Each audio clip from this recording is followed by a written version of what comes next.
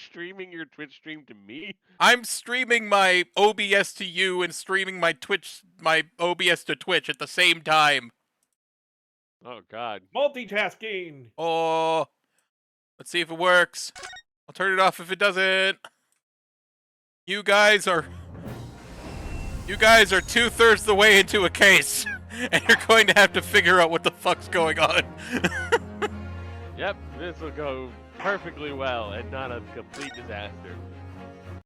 Ah, what are you talking about?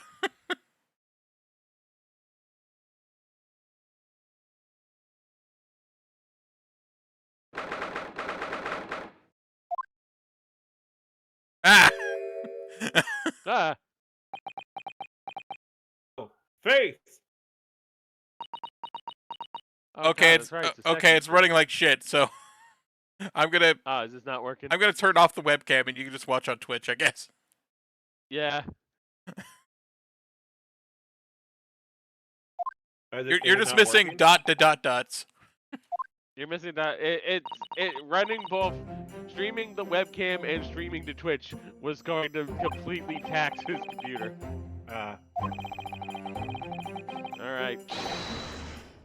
Oh, we're now at the actual trial part. This is the second trial of the case. That was an awkward way to start, by the way. It's like, I'm ready for my close-up, Mr. DeVille. Oh, he's losing it. Ah. I'm going to I'm going to twist my head off. You know, Saseki, this might be the best way to handle this. Snap your neck. This story takes place 2 days after the other time Saseki went to trial, and he's very upset. Why would you do that? Why? You need to cause offense, Mr. Natsume. Why are you so happy?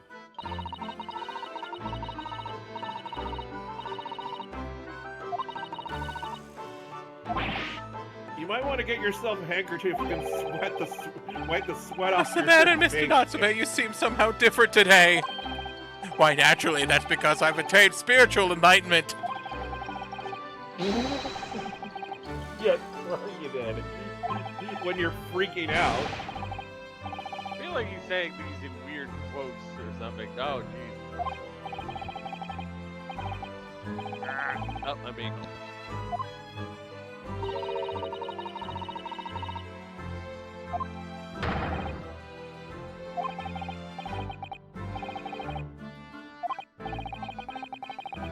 So mad I sweat.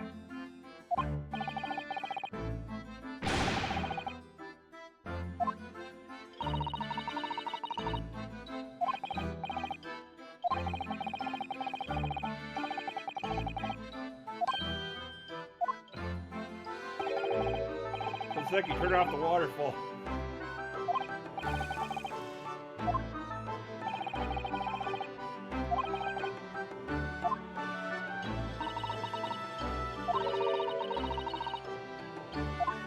Mr. Sholmes, it's not come.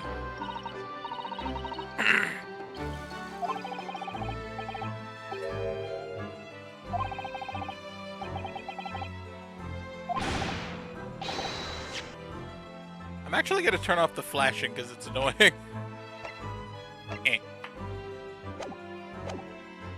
Sorry, Ace Attorney purists.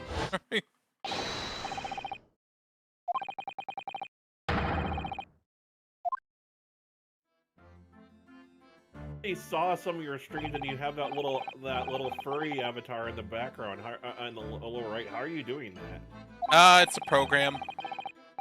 It's a program, you set your headshot in it, and then it has a green screen, and then you green screen that out. I have brownies now.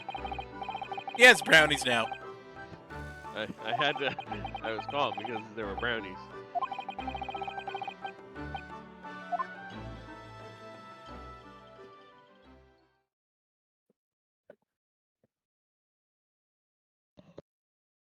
Half an hour later, Mega Fighter is talking to us in Stoner Talk.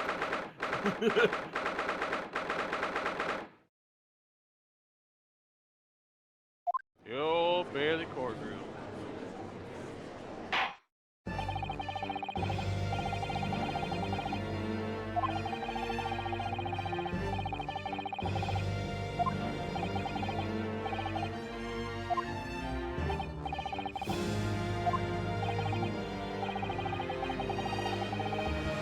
Ladies, gentlemen, Abraham Lincoln, girl, hat boy, the boy with the hat.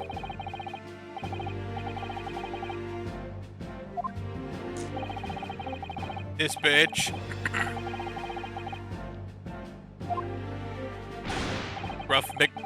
Gruffman. Literally the oldest man alive.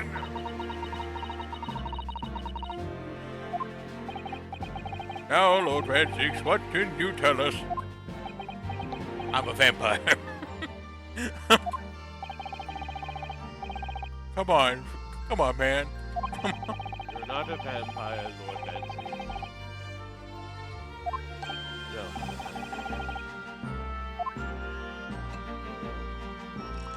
More wine. No, I don't know about you. I don't feel like I can trust the prosecution that's openly drinking. This is his 5th glass of wine, by the way. I've been counting. Pray allow me a moment to savor a liquid of more sanguine hue. You're drinking blood, aren't you?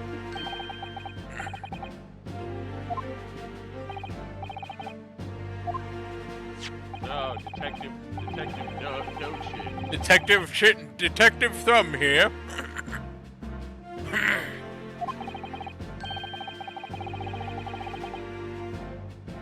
I'm still in the case where the dude ate fucking soap or whatever. This is still that case.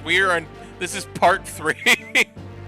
We are 5 hours in. Jesus Christ. The tea was tea. Hey. It wasn't a case of strychnine or any other toxic substance within it. There was no strychnine. In other words, the tea the defendant brought with him to the victim's room is innocent. It's in the clear. What the fuck? The man was not put through a hydraulic press. Small child.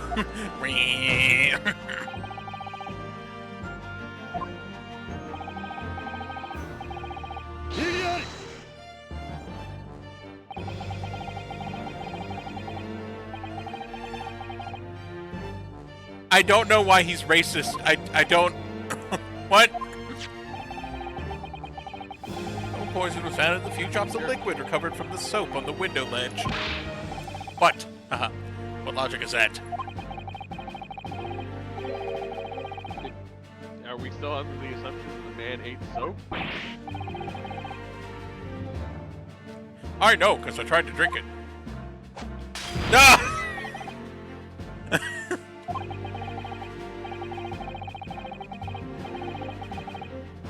Don't fucking throw your fucking wine, you lunatic. I wanted to cut behind his, like, desk, and it's just all the wine on the floor. And shattered glass. He's just covered in wine and shattered glass.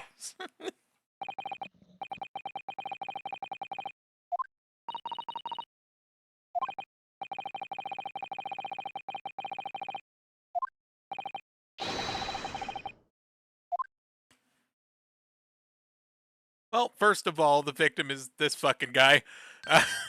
By the way, he was dead, and then he came back to life. So what's the case now? Because it's not murder. I'm Jesus. Attempted murder. Because he was poisoned and then woke up during the investigation. Attempted murder.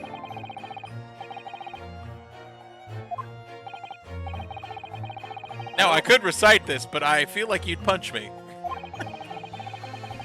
I don't know why I love saying that because ever since Confused Matthew made his review of Minority Report and said that in such emphasis. Attempted. You should get that RoboCop game when you have the chance. I feel like you'd really like it. I haven't bought it yet, but it looks something like you'd like to play. Is it multiplayer? No, it's a single player game. Oh, okay. I just didn't have the money for it.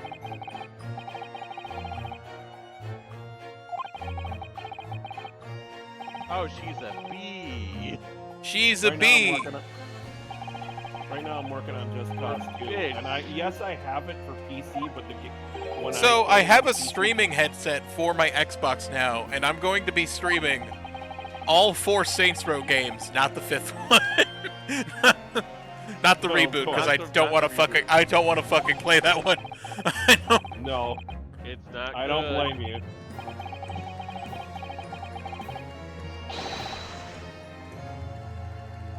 What are you doing?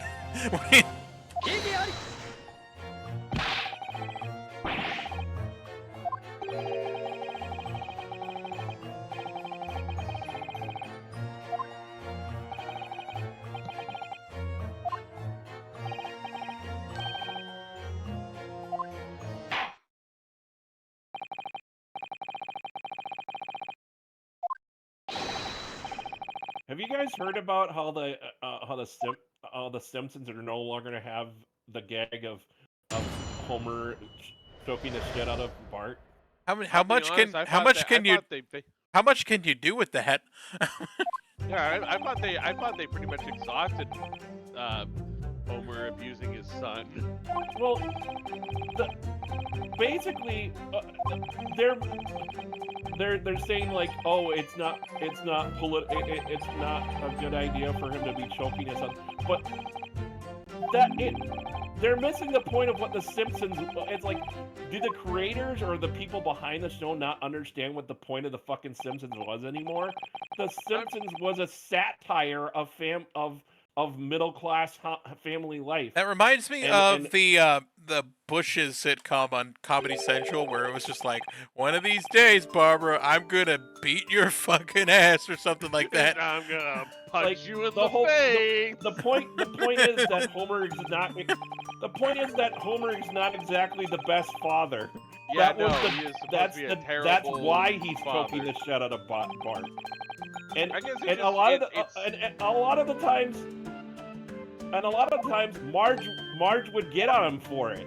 It was like, don't do that. Yeah, honestly, it's probably run itself into the ground because fucking how long this series is. It's the kind of like, yeah, it's like the same thing with the whole like getting rid of the character Babu. Yes, it started out as a stereotype, but they actually developed his character. He wasn't just a stereotype anymore, so like it made no sense for him. Just because he started out that way doesn't mean they needed to get rid of him. Yeah, when shit starts to stink, you throw it out. Like they actually gave him character development. He wasn't working at the Quickie Mart anymore. He had a family. Barely.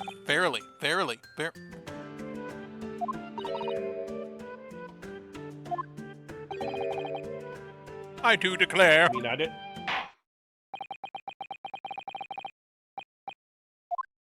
And like, it does bother me that like the whole like, oh, you can't make a stereotype. Well, if the stereotype, it's like, well, it exists. You have to apply the stereotype to make a point. Otherwise, it's just you're doing the stereotype. You have to use it as a tool to do something, or else you're just doing the thing. I don't know. I see it as more like, well, the stereotype wouldn't exist if it weren't true. What? I'm just saying, like, if there's a stereotype, it obviously has truth to it, right? Tread lightly on that one. Tread lightly. Yeah, we might want to back this. You might want to back out of this one. Eject.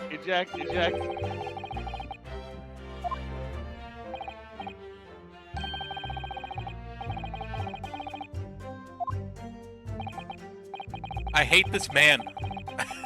I do not like him. He is. What's the word? Can we have this man like put in jail for being too much of a dandy? He is over the dandy limit. Can we have you given 10 years for excessive dandy, sir? Like, look at his hat.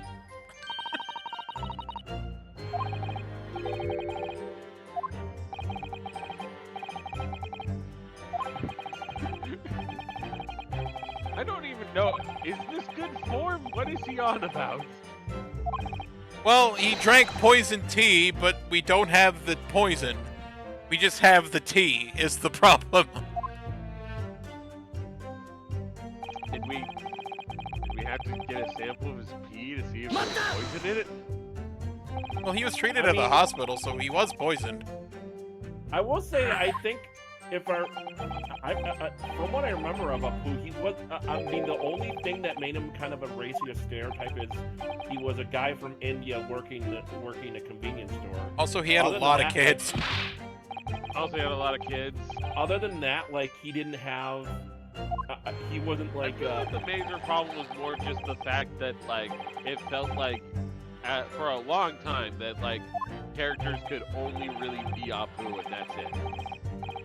Isn't the stereotype also like that? Also, when there's like a lack of another character of that race for contrast is another thing. When your only Yeah. character of color is the stereotype character, it sort of feels like you're not using other characters, or you're not using that kind of appearance for anything other than the stereotype.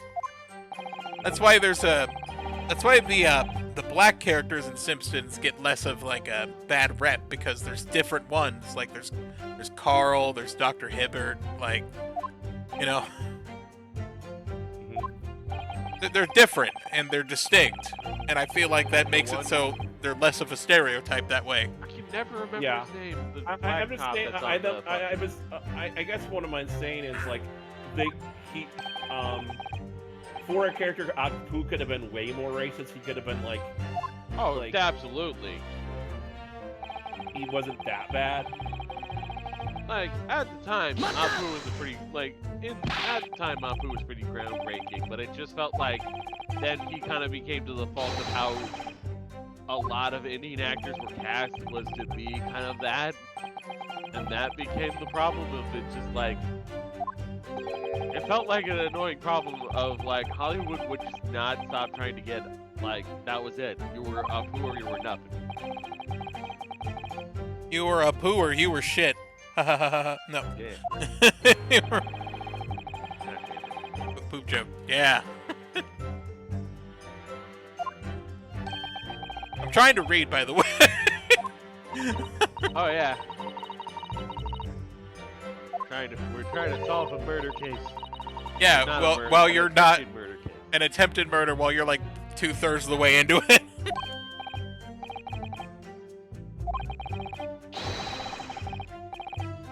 And a man ate soap, I think. Did he eat the soap? I don't No, know. he was using the soap to forge coins, so that he could use the gas heater, because you got to put a coin in the gas heater every 2 hours, or you won't get any heat. Oh. And I think he was trying to break one apart with a fork or something. Like a knife or something? Yeah. The only thing we proved in the first 2/3 of the case is that he was cheating the gas company out of money. I don't think There we've was a actually. delay. There was a train delay. However, there was a murder on the temporary Orient Express bus. Huh. It's a joke. Little joke.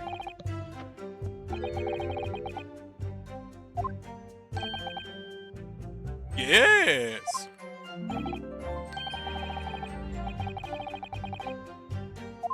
So does this guy think he's a king and he dresses like No, one? he's William Shakespeare. He's a Shakespeare fanboy, Oh, okay. So why is he? and he cannot shut the fuck up.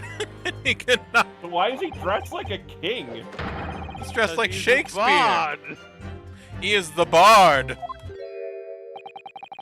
And now he's Chris Jericho. I don't get that. Like, yeah, you know I got you. What's my name? actually, you would need What's my you would name, need a- bitch, bitch, bitch, bitch? he would need a fist cleanse to do it properly. Yeah, he's kind of Y posing instead of T What's posing. my name, bitch, bitch, bitch? What are you talking? What's this? What's my name, bitch, bitch, bitch? That is that's Chris what- Jericho's first theme song, where it goes, yeah, what's my name, bitch, bitch, bitch, All bitch. right, all right. I forgot about that. Yeah. What is Time he? for the Shakespeare dance. What a harsh world we live in. What the fuck I is did- this world? What the fuck? Not harsh is a way of putting it. Leaving of gas is unaddressed in yesterday's proceedings. Prosecution calls on the defense not to muddy the waters with relevancy. How the opening of his original song before they changed. Yeah, Yeah, bitch, you know I bitch, got bitch, or whatever. I listened to that part, and it sounds like the bitch is like cycling between. Well, it's like ears, going in between your ears, yeah. It's what's my name, bitch, bitch. We can't replicate. We can't the replicate it for the audience. I got really mad yesterday because they said that the red coins were made of tea. And I'm like, when the fuck is tea red? It's more like a It's like a reddish brown. It's like a brown or an orange usually, right? Yeah. How do you get your tea red? How do you make your tea red? Unless somebody filled it with blood. I don't know. I don't think that even that would work. That would just make your tea a darker So- brown. Shamspear's argument is that he drank the teacup that was poisoned, and the teacup that wasn't poisoned was Natsume's teacup, and it had tea left over, so that he could make the fake coins to warm his room. Red food coloring? I don't know. That's the thing. Did they put some like fucking cherry in it or something? I don't. They put in some Buck Cherry the Butt Rock band. Fucking. No. They didn't put no crazy bitches in that tea. I, was trying to think of a red in fruit. my crazy friend, I love the way you fuck me. God damn it. Also, Saseki Natsume got into a dress and wrestled him, cosplaying as Juliet because they wanted to see who was physically stronger, Romeo or Juliet. I like that cocaine. I like that cocaine. I didn't need to know about the death battle that these two had. Doctor versus Rick Sanchez out now. They're gonna do. Wait, what is the fucking current death battle that's out? The Is it, Doctor like, versus Rick Sanchez. Are you actually? No, You're look not- at it. It came out today. Christ. Jesus Christ. These guards will not leave me alone. 2 As I seconds heard for me about to the blow up this announcing oil. Superman versus Right. Goku 3, aka fuck life. Thank you. Let me overload this. oil Goku pipe. wouldn't fight anyone to the death because he's not like that. He only kills people if he feels like they have to be killed. And Superman typically doesn't kill people unless he has to either, so it'd probably just be a fucking sparring match. And then when Goku or Superman has had enough, probably Superman just go like, I think we're good for today. You know, maybe we'll fight again sometime, but I want to make sure we minimize damage. I don't know. I still like the idea of a show. I don't know how I'd be able to pull it off. I feel like it'd have to be just like a very edited thing of just like trying to determine whether or not two characters who are in a death battle would actually fight each other. I would love to make a series called I don't know what I would call it, but it's pretty much us discussing would they even do a death battle. Yeah, like would they fight? I think in at least in the newer in the comics that Superman the only time he's ever been forced to kill anything was when he fought Doomsday. Yeah, because he was gonna kill everyone. Yeah. Everyone got mad when he killed Zod because he wouldn't do that.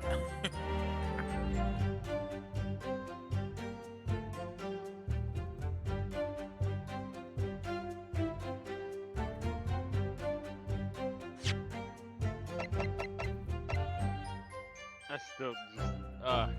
But he got. It was also not just because Doomsday was going to kill everyone. It was because he beat the living shit out of Superman. I mean, it was basically he knew if he did not kill fucking Doomsday that people would get hurt. Shop logic? What? What does that mean? Is that even a word? I'm gonna have to look up another word here. Chop logic. Argue in a tiresomely pedantic way. Quibble.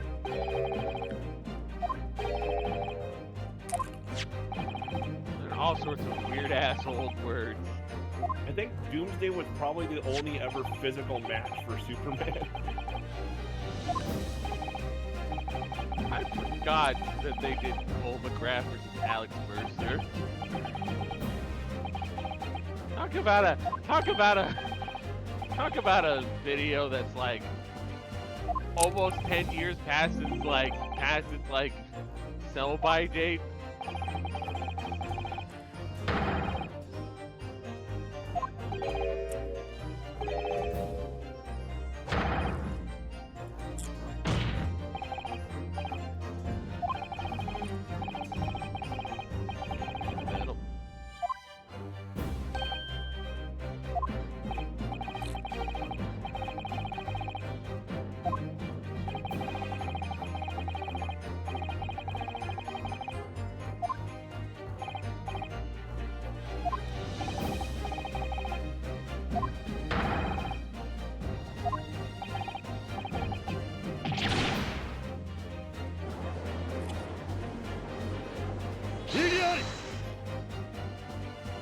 And he's back with the wine.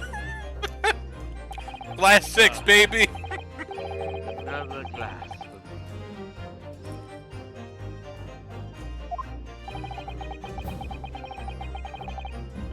This guy is shit. dressed. We're only at glass 6 over how many trials? 2. This guy's dressed like a wannabe Dracula. This dude is straight out of Castlevania. Yeah, exactly. Also the bullshit. I guess he does have to pour a lot of glasses, but he keeps hurling them against the wall.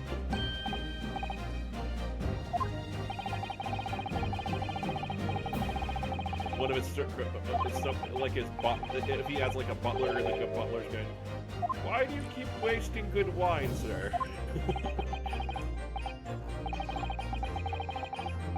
Shut up, smash! Stop breaking the glass, sir. Please. Why would you do that? Oh, I got glass in my hand. Ow, ow, ow.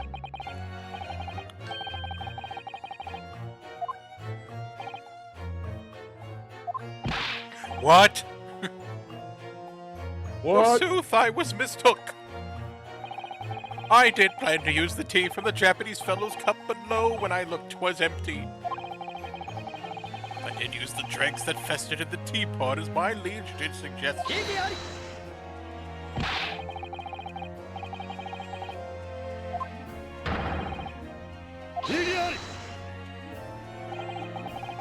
If you're wondering why their objectives are in Japanese, the English voice acting kind of sucks. That's surprising. I can switch it if you want. I have the, well, we kind of have to have the volume on. Fair. Otherwise we hear ourselves. Yeah, and I don't want to hear your voice we either. don't hear any voice acting. You're going, Well, I mean- Ichiari! No, I meant like we have to have the stream on volume. Ichiari! Otherwise we're hearing ourselves. Ichiari! I'm hearing our echo.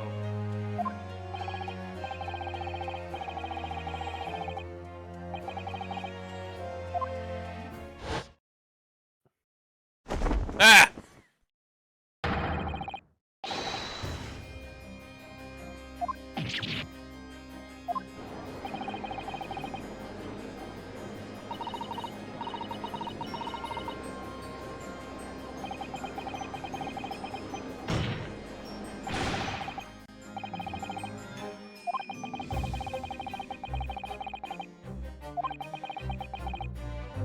around Scrubber. What's my name, bitch? No. No. He's doing it. I dined on some pussy.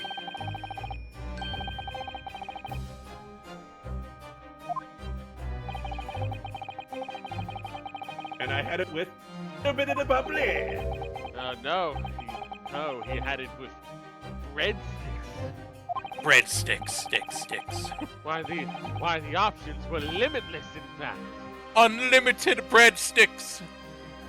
Soup, salad, salad, nay! Breadsticks, when I was there, I was family!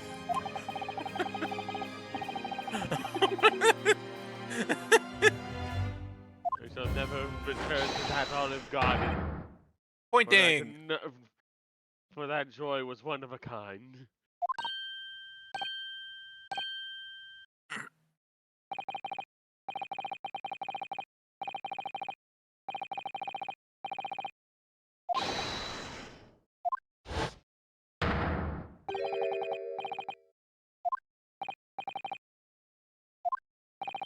Better to be a foreman than a fiveman.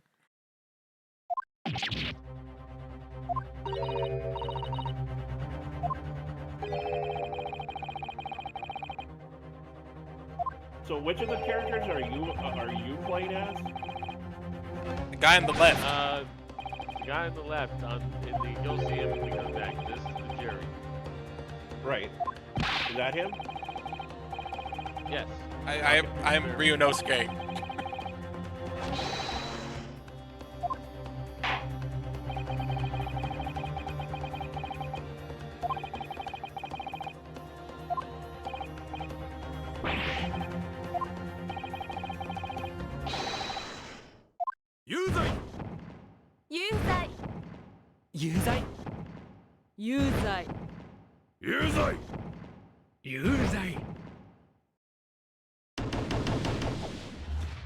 As you can see from the giant flaming pendulum scale thing, they have declared him guilty.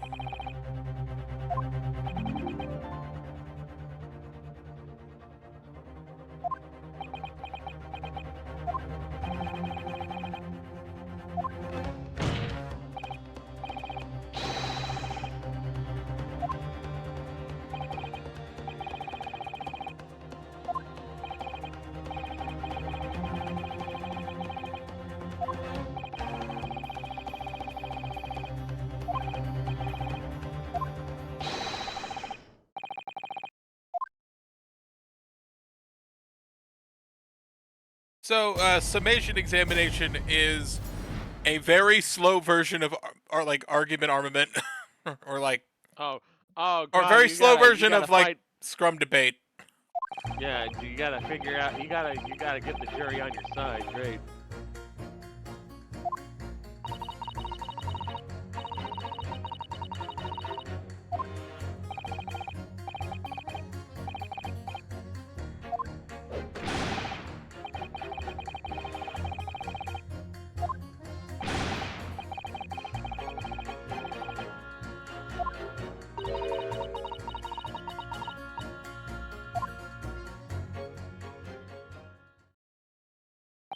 Santa.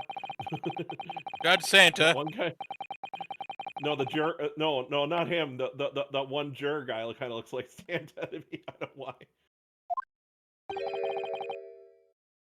There'll be no hose in this courtroom. Not like that.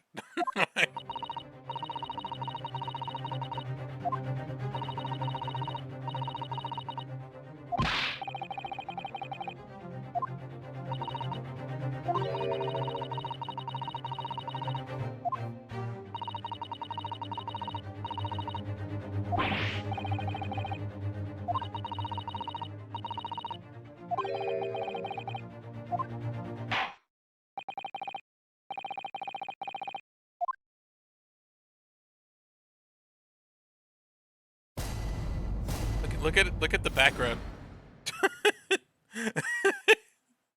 Oh God! Oh,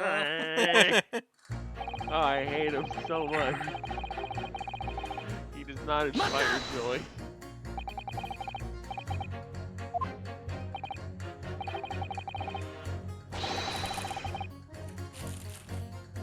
Japanese man with the big mustache. Excuse me, sir? Exactly.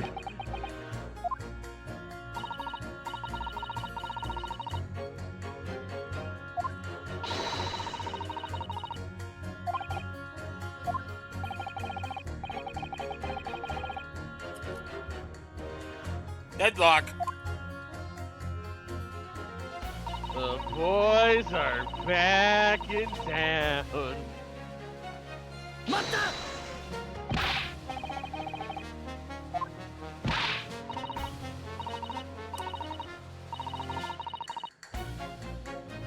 I mean, he's not wrong.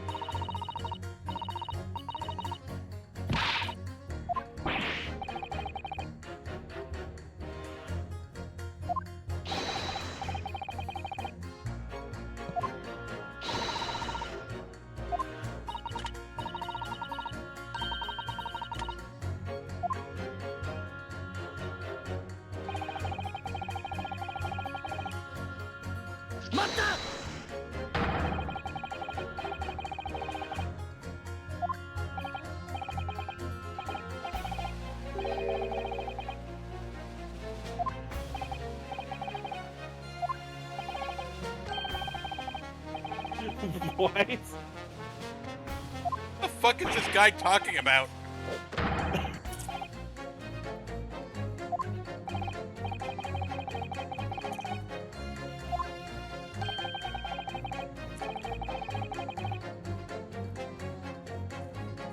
Did you check your poison socket tonight, ma'am? You always have to make sure to turn off your poison sockets. They're full of poison.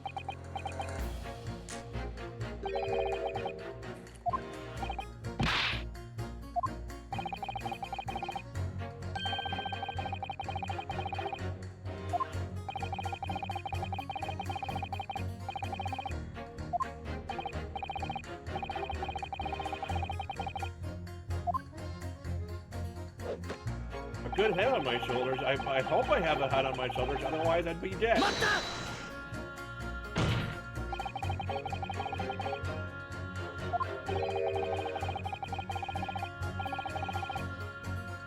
Stop talking about farts! I run a wholesome fart company, and you are besmirching it. Dad besmirched the name of my father. I run the premier fart company in London. I run the premier company of flatulence. As the doctor of poop.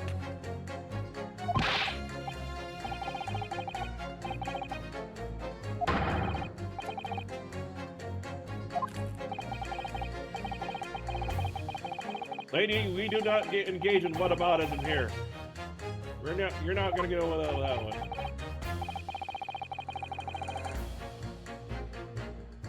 Wait a minute, the judge is sus. He just moved his toupee. He's not really. He doesn't really have hair. As was the style at the time.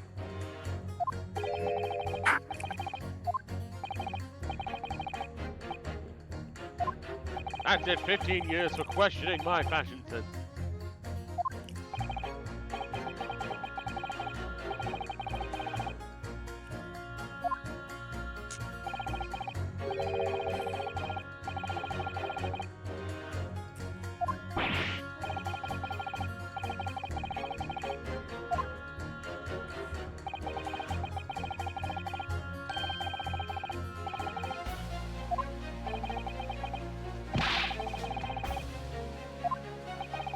They stole stole our farts.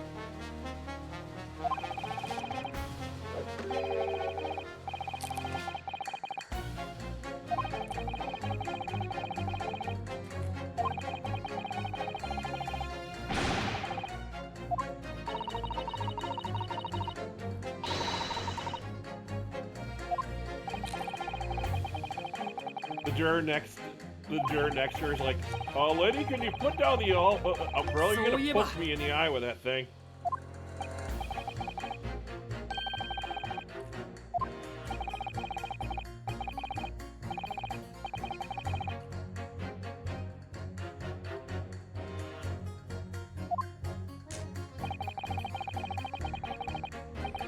Why are you so happy?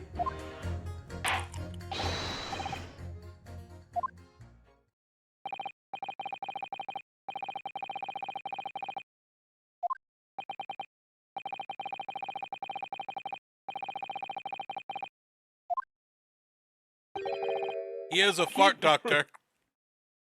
Where do you keep getting wine from? What do you have it hidden up your ass? Got a bottle right there.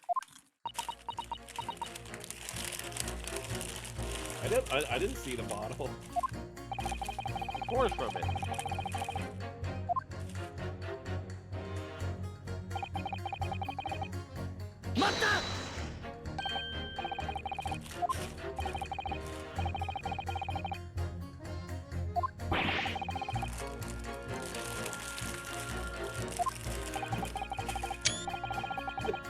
He gets surprised and immediately is too patient.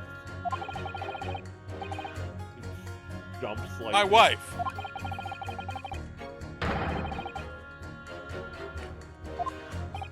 I see you're doing it. My wife with other people.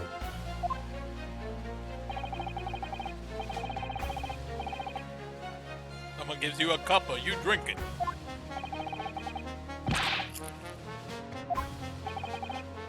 And I don't mind the cocaine in my drink.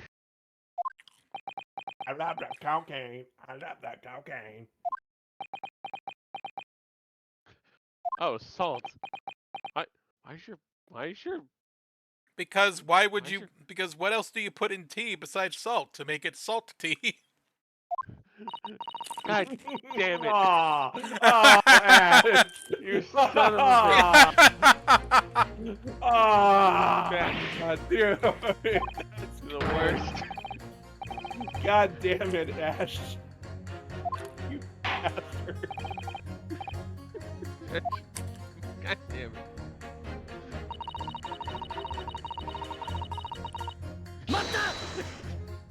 Let's move on.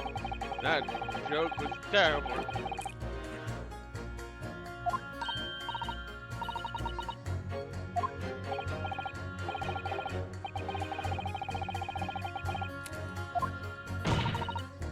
What's the matter with you?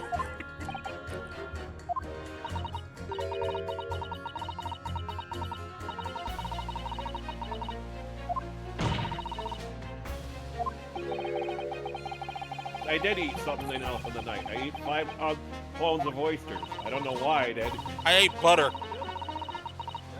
I didn't think about it, but YouTube trying so hard to crack down on ad blockers probably made more people aware that ad blockers are a thing. Yeah.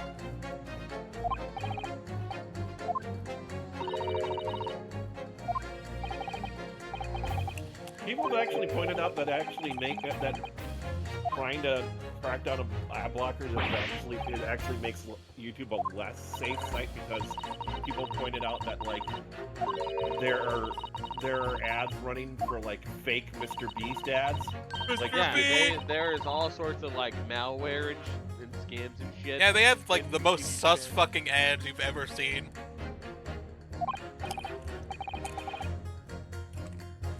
Or sometimes I'm watching like anime YouTube and then I get like a full 25-minute PragerU video. And I'm like, why? Oh god, no. And it's like, I keep blocking this fucking company. Why do I keep getting their ads? That's why I'm just gonna use ad blockers.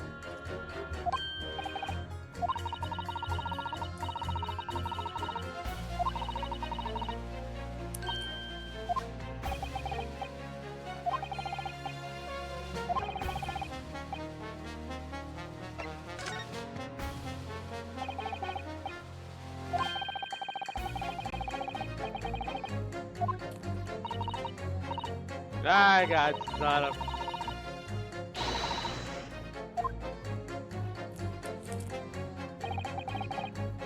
They want me to do a game mechanic from the last game.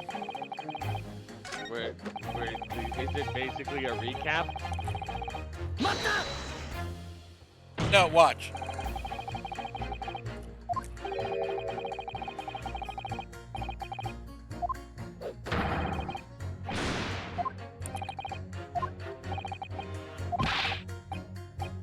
Oh, but the farts. I love farts. About getting electrocuted.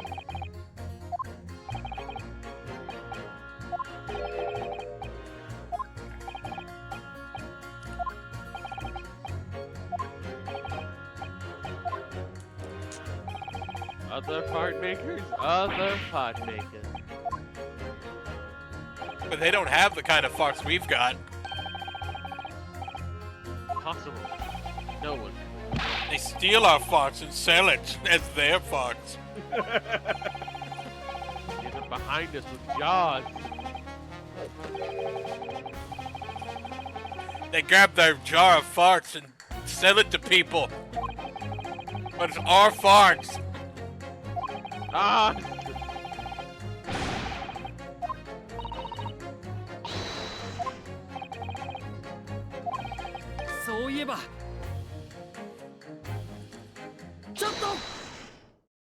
Hit him with the "excuse me."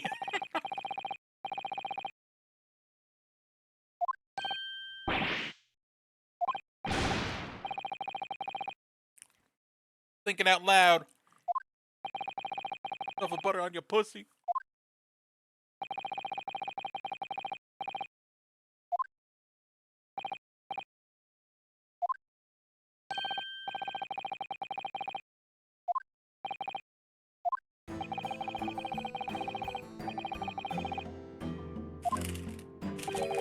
We need to ask for your cooperation while we carry out the secret check of your property, sir, the fellow said.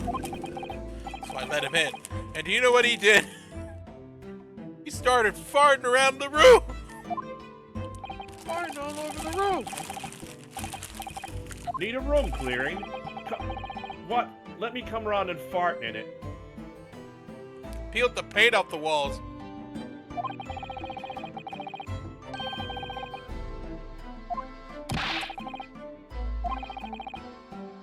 Computer problem? Let me come around and swear at it.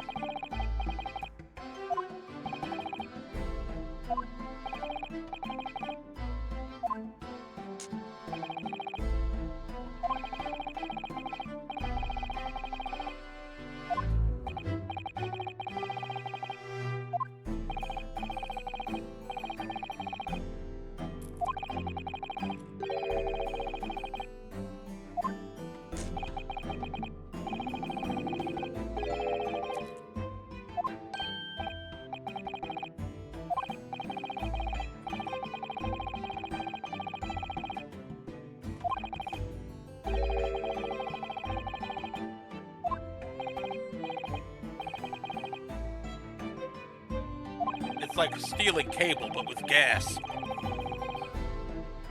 Somehow. What's cable? What's his cable?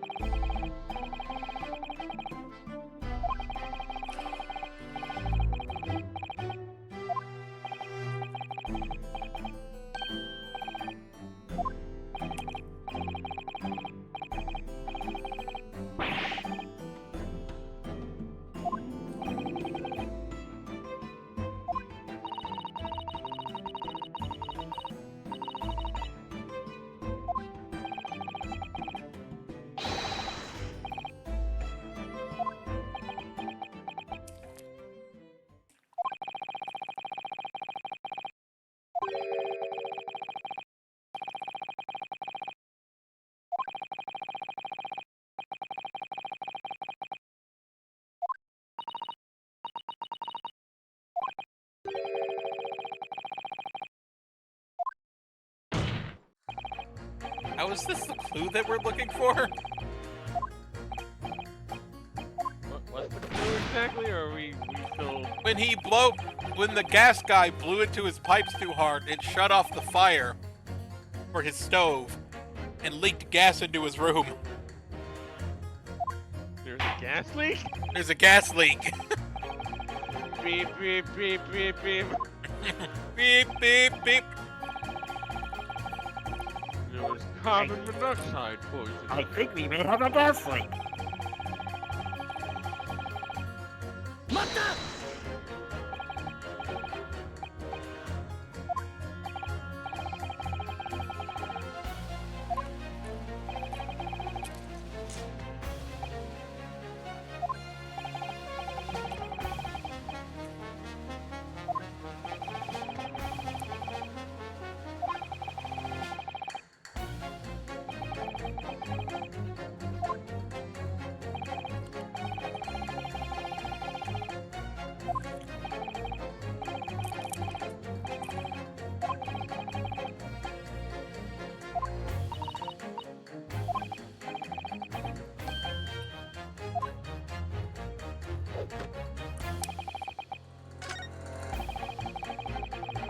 So what you have to do is you have to pit two statements that contradict each other together.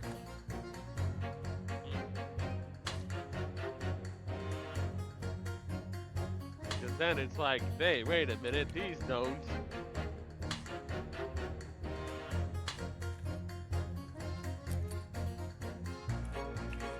The victim inhaled farts. That doesn't make any sense. Sometimes your own farts smell okay. That's fairly decent. I remember I'll about stay something home or other. today.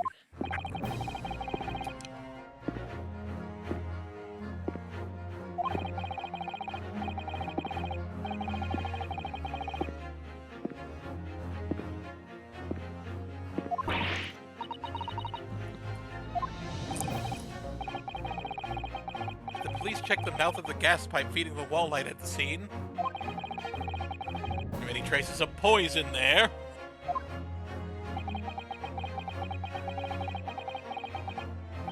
And seeks did the defendant check the poison socket. As we know, those are full of poison.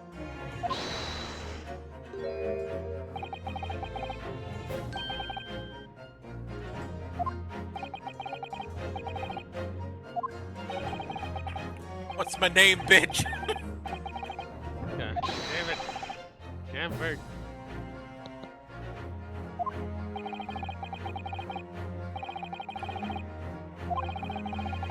Certain I could have been on the mouth of the gas pipe that feeds the wall lamp into your room? That's how the poison came to enter your body. What the fuck?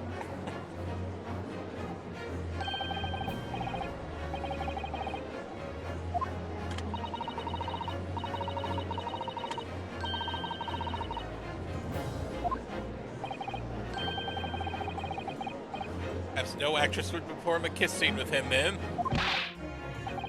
Ashe Madden speaking, thy fancy. I assure you I'm not such a buffoon that I kiss pipes. God damn, not again! That was number 6, right? Yeah. So he's probably gonna pour himself number 7. There you go. There you go. If I would have placed his lips on the pipe that feeds it, he would have had to have been a contortionist. God, no wonder this guy's soft. God damn it!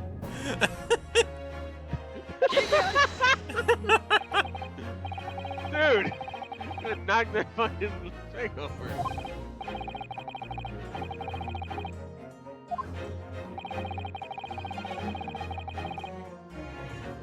What has he been doing in front of the lamp? Do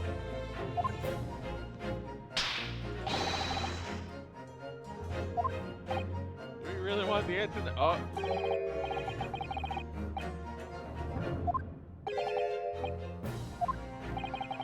Now that I've got the juries here, I need to make sure this opportunity counts. It's the proof that time and time again, Mr. Shamspeare stood in front of his gas lamp.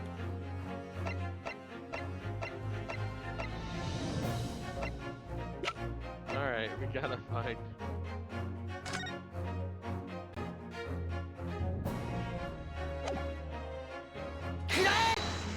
Okay. It's all the cum. Piping cum all over the walls.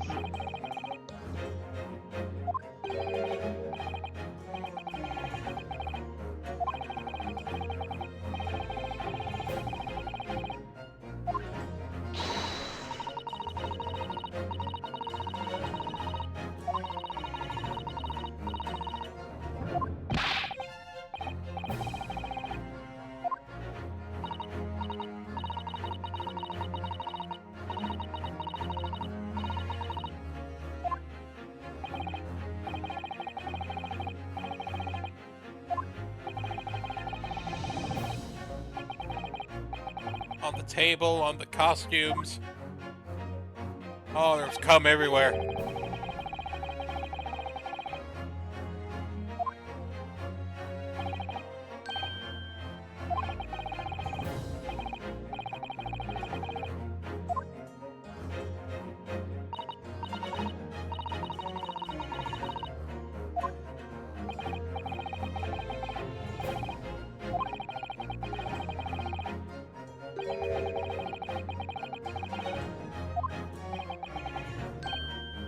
Ah! I don't believe it. That thing. The gas lamp of gas.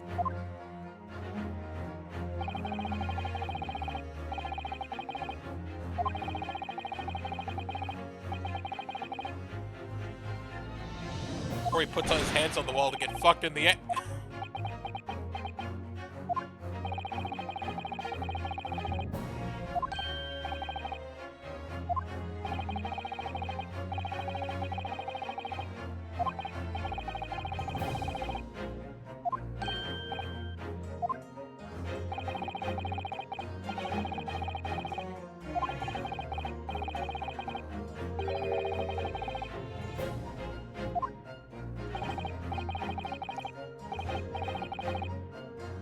I think everyone died.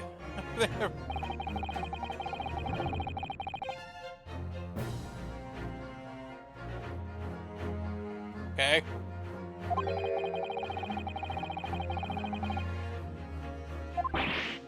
Crikey. And probably killed everyone in the room. A gas leak killed everyone in the house, thus proving my client innocent. Wait, he's dead. All right, we're at what, 8 now? Yes. All right. Must toast my learned friend under disregard for the letter of the law. Here's a meeting of Those Lord Van fucking Zeeks. snifters must be expensive. His photograph, or whatever it is, presented by the defense, the so-called skin prints. Clearly, that cannot be accepted as any form of usable evidence in this case. But it's an exciting new forensic technique developed by a great detective. Ah! Oh no. Ah! It's Ann! I'm bleeding. Van Zeeks, you're drunk. You're... Van Zeeks, you're drunk. Objection!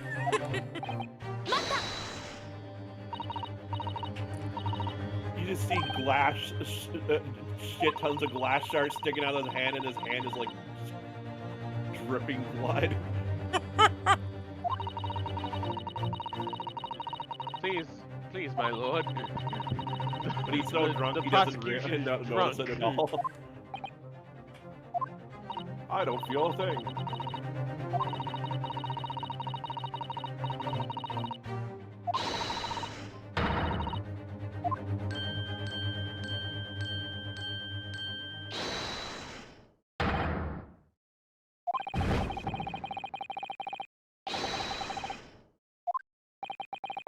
Ah! Sir, your arm! Ah! No, he's the one. Somebody help him. Ah! My arm's on fucking fire! Oh, wait, no. So I guess they're allowed to, like, vote with fire? Yes. Okay. Sorry, I got so thrown off by seeing that for the first time that I was just like, what?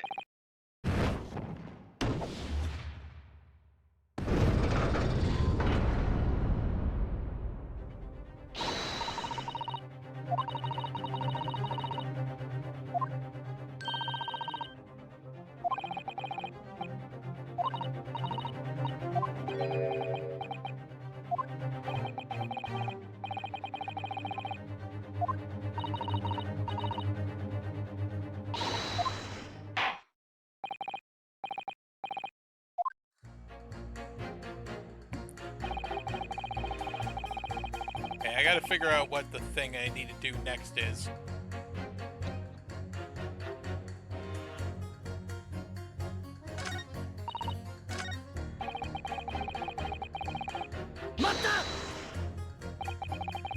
The evidence, you say? That's right. And there's no room for dope in it. It's all pointing to that Japanese man with a big mustache.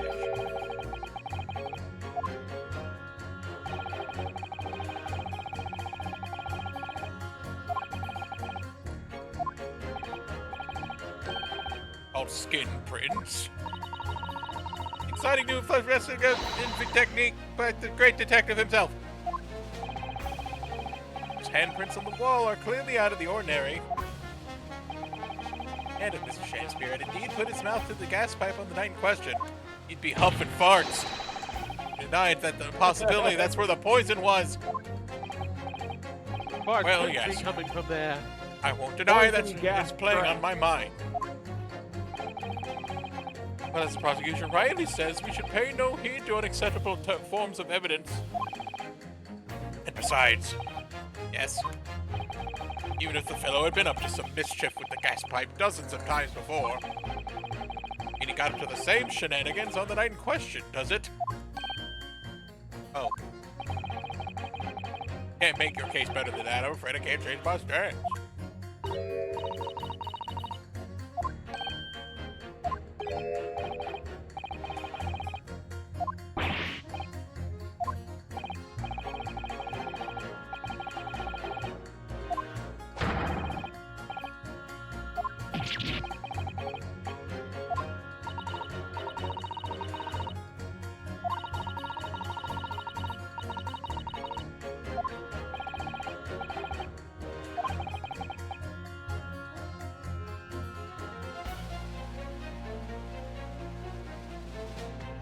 I have supporting testimony. From who?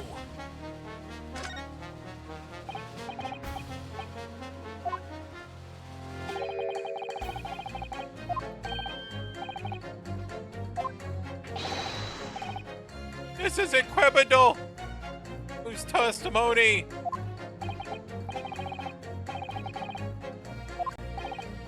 Oops. Oops.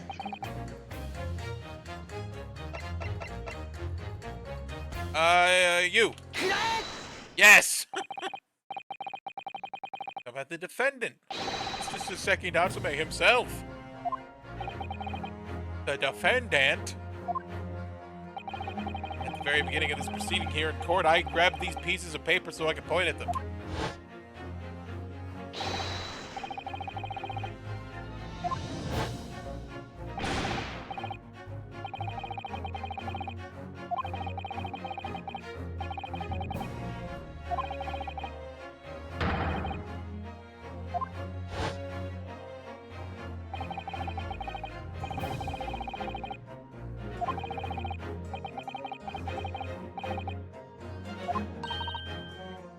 Good golly, Miss Molly.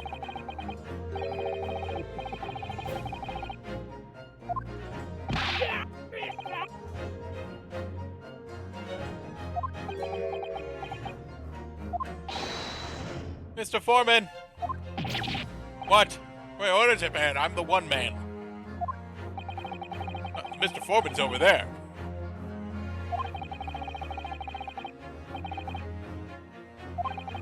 So is that an actual thing that like even after a jury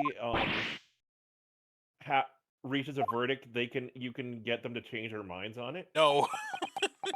Oh, okay. You'd have to do an appeal. And they might even use, like, new jurors if you do an appeal, I think.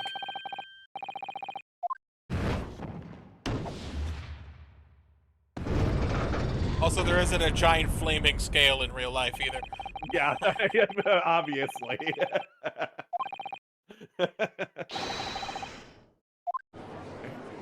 Fire from my hands! Fire from my hands!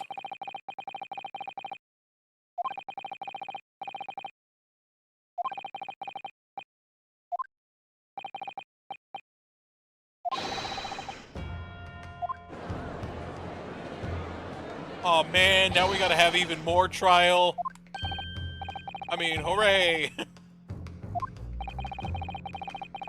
I really, really, really, really needed a continuance. I needed to pee!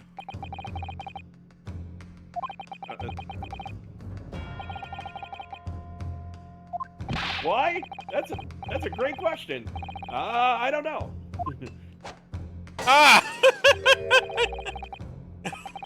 That's wine bottle number 3.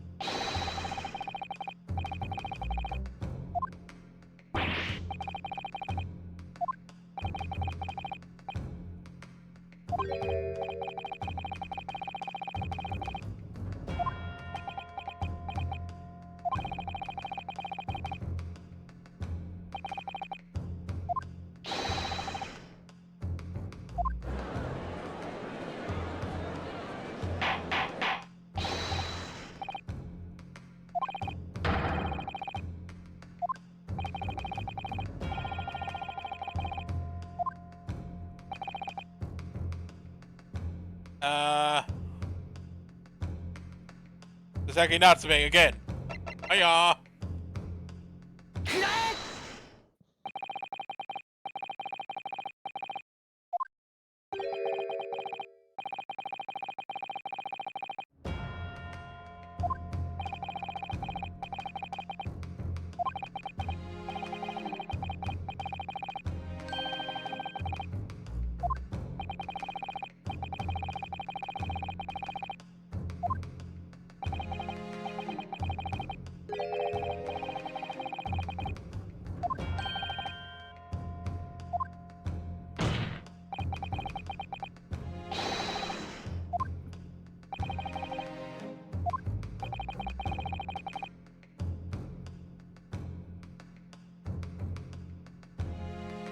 Okay, I don't think they're gonna keep talking, so I'm gonna. He's the victim the man was trying to murder. Ah, good gracious.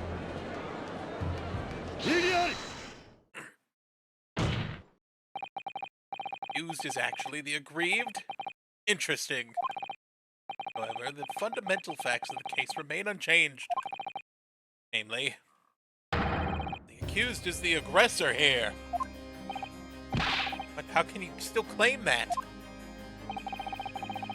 Let's indulge your fancies for a moment and assume that there was indeed poison from the mouth of the gas pipe. The question that then arises is who put it there?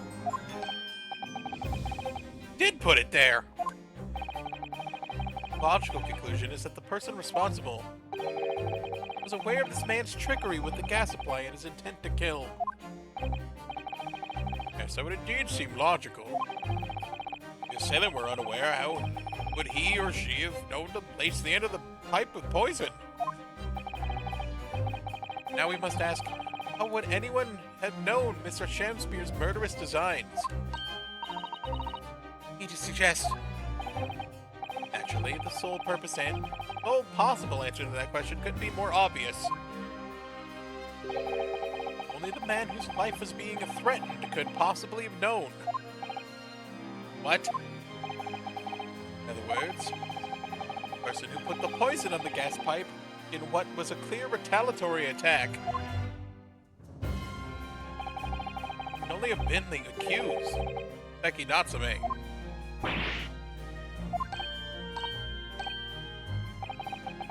Whatever Mr. William Shamspeare may or may not have contrived to do, nevertheless the victim of a potentially lethal poison attack.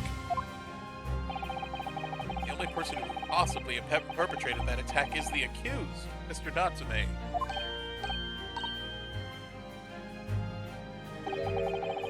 Defense counsel's theorizing has failed to avert suspicion from the accused. Far from it. In fact, now that it has a clear motive for the poisoning has been successfully established, that suspicion is greater than ever. Do not agree, my Nipponese friend? Ah. Ah!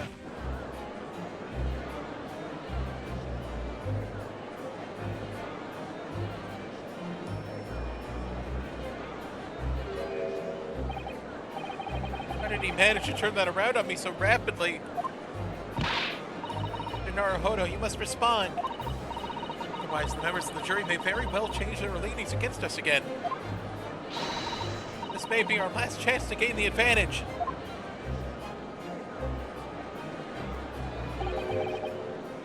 What advantage? Oh,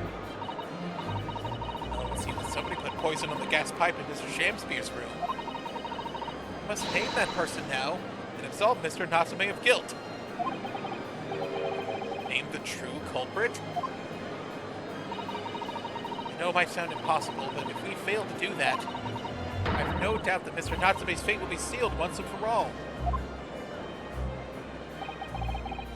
As it happens, one possible culprit does come to mind. The evidence, the poison, all pointing to a particular person now. She calls for the jury to consider their leanings again. You'll make the correct choice this time, Mr. Foreman. What? Oh, don't you worry. We don't.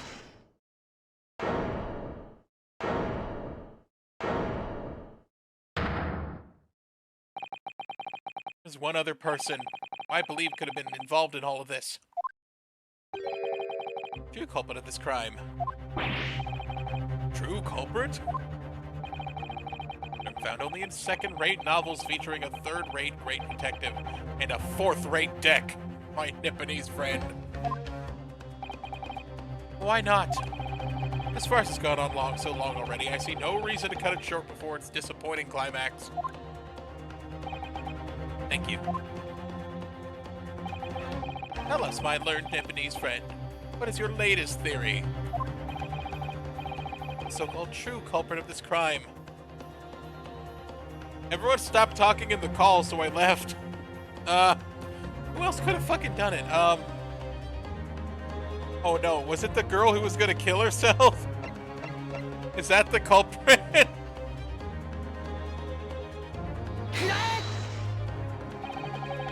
Even that person responsible for the poison that afflicted Mr. Shamspeare's, I believe. It's Olive Green. It's Olive Green, Miss Olive Green? I do feel as though I've heard that name in the recent past, Counsel. I don't recall where. It's Olive Green, a woman from 6 days ago. There she was, getting the shit stabbed out of her. Recent case of stabbing on Briar Road. Incident for which Mr. Natsume was arrested, I hasten to add. Of course, yes, Miss Green. Left comatose for some 3 days, I believe, but I hear she regained consciousness 2 days ago. I hardly need remind the court that Mr. Shamspeare's poisoning took place 3 days ago. Given given that the woman was lying comatose in the hospital bed at the time, she appears to have a rather fine alibi.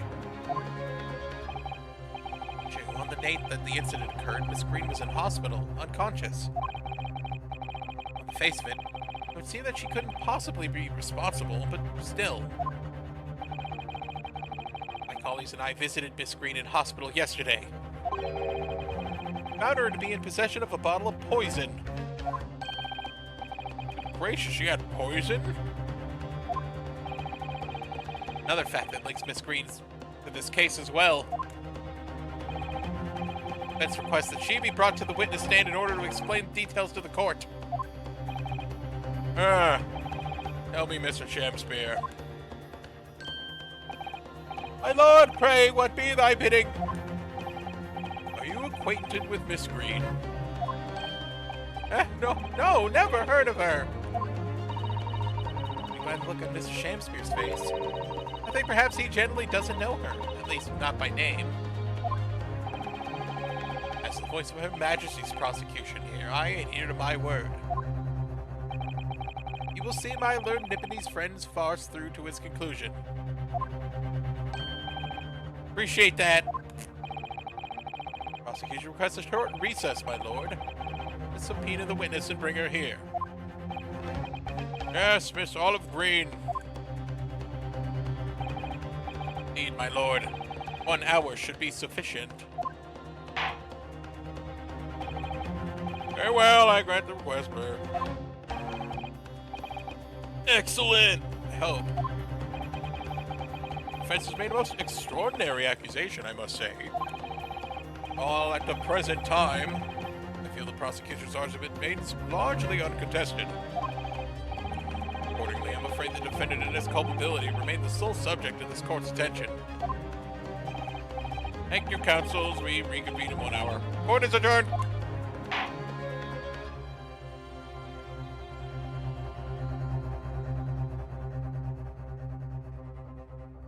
Alright, now we're in part 5 of the trial.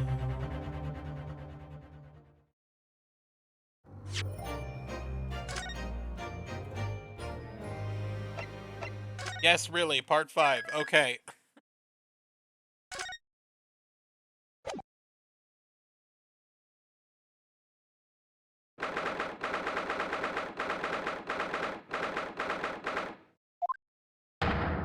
Joyful jubilant jumping jacks!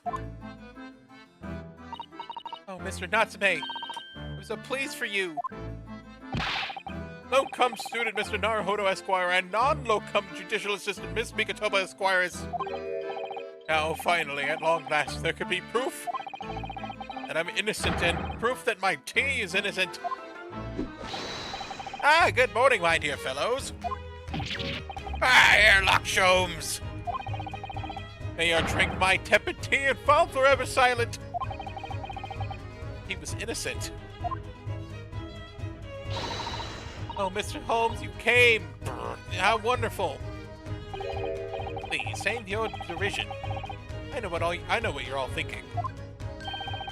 Good morning, he says, but it's nearly time for luncheon. Your scorn is written clearly across your faces. We never thought anything of the sort. The truth is, I was determined by that today would be the day. As sleep seduced me last night, I thought, tomorrow, for once, I shall not oversleep. I'll rise early and be present in court to support my companions. Such spirited determination is as a beauty all its own, does it not? Oh, yes. Then I began to muse on the subject. Why do people oversleep, I queried. Why, time after time, do they make the same foolish blunder? It came to me at once. It's so delightfully simple. People oversleep because they sleep. Well, is it not an astute insight into the matter? Oh, yeah. Upon which realization, I attempted an experiment. I didn't sleep a wink all night. And the results. By first light, I was exhausted, and began to be assailed by fits of drowsiness. Shocking. So, the conclusion of last night's experiment is this. A good night's sleep is simply essential. Yes, I think most of us probably knew that already. When others presuppose I prove by experimentation. That, my dear fellow, is the scientific method. Yes. And one more thing. You remember this? Ah! Yes, of course, it's the poison that Miss Green was about to drink at the hospital yesterday. Didn't manage to. It was a laborious task, but the bottle was near empty. But such inconveniences do not hinder, Sholmes. I managed to confirm that it contains strychnine. I was right. Perhaps. Well, circumstantial evidence doesn't prove Miss Green's guilt. I'll leave the bottle in your care now. Licking the inside of the neck is not recommended.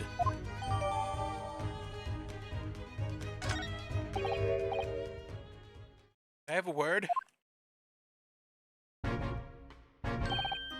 Gregson, how good of you to come. Forget it. Excuse me. Wait a minute, Inspector. Zoop. I don't wish to make a nuisance of myself. In your face, I'd say it's someone else who you think is making a nuisance of himself. My dear Inspector, please speak freely. Pretend that I'm not here. Believe me, if I could do that, life would be a whole lot simpler for me. You have the results, Inspector, of the investigation of Mr. Shakespeare's room? Not yet. Shouldn't be long now, though. Now, hear about something else. A dead convict, actually. Oh, you mean the man from the newspaper article we discovered yesterday in Mr. Shakespeare's room? A man by the name of, yes, Selden. I went through the archives at the yard and dug out the fellow's file. There's something here that, well, it caught my eye. It caught your eye? What, Inspector, what? I've copied up the relevant parts for you. You can read it for yourselves. Thank you.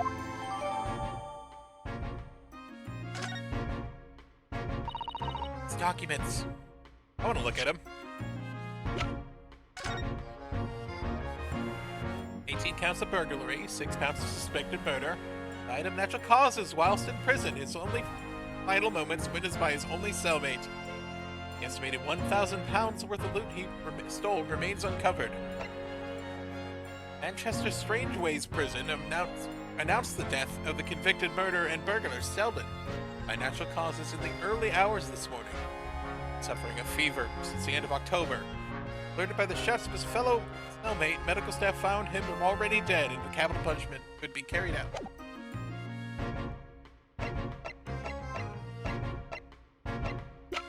I thought we knew that already.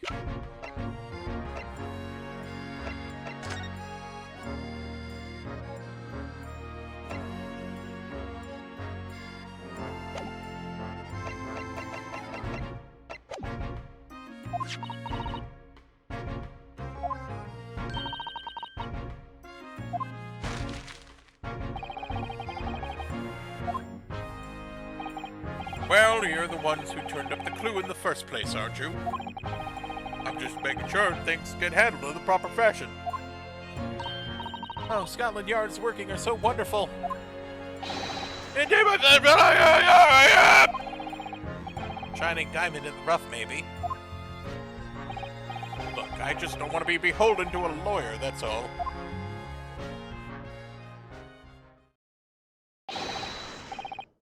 Get the fuck in here! Okay. Well, I shall leave you then. I'll be listening with interest for the public gallery. No, not nodding off at all, certainly not. Haha, bye! Thank you, Mr. Sholmes. As my head magically appears on screen. Hiya.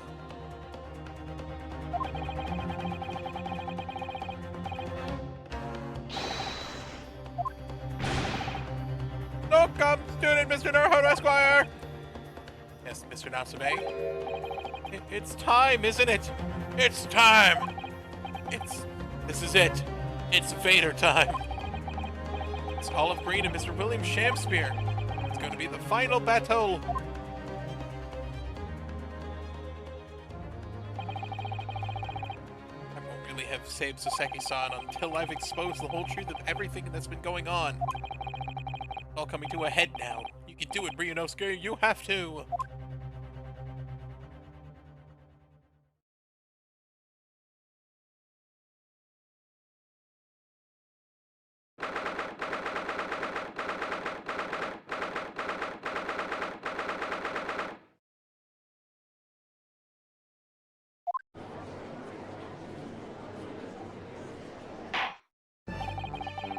In the name of Her Majesty the Queen, I hereby declare the court to be in session again now.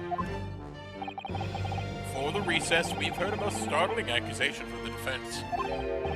Namely, the victim of the case we've heard for only a few days ago as the a reckless, rash, and prejudiced charge of wrongdoing, in my opinion, my lord. However, the prosecution is trying to extend every courtesy to this amateur newcomer from dubious eastern shores. Thank you! That backhanded consideration. A rather cold assessment from the honorable British prosecutor, I must say. Oh, Lord Van Zeeks. The witness present and ready to take the stand.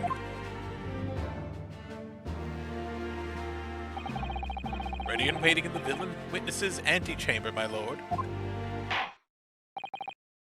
Very well. Bailiff, bring the witnesses in.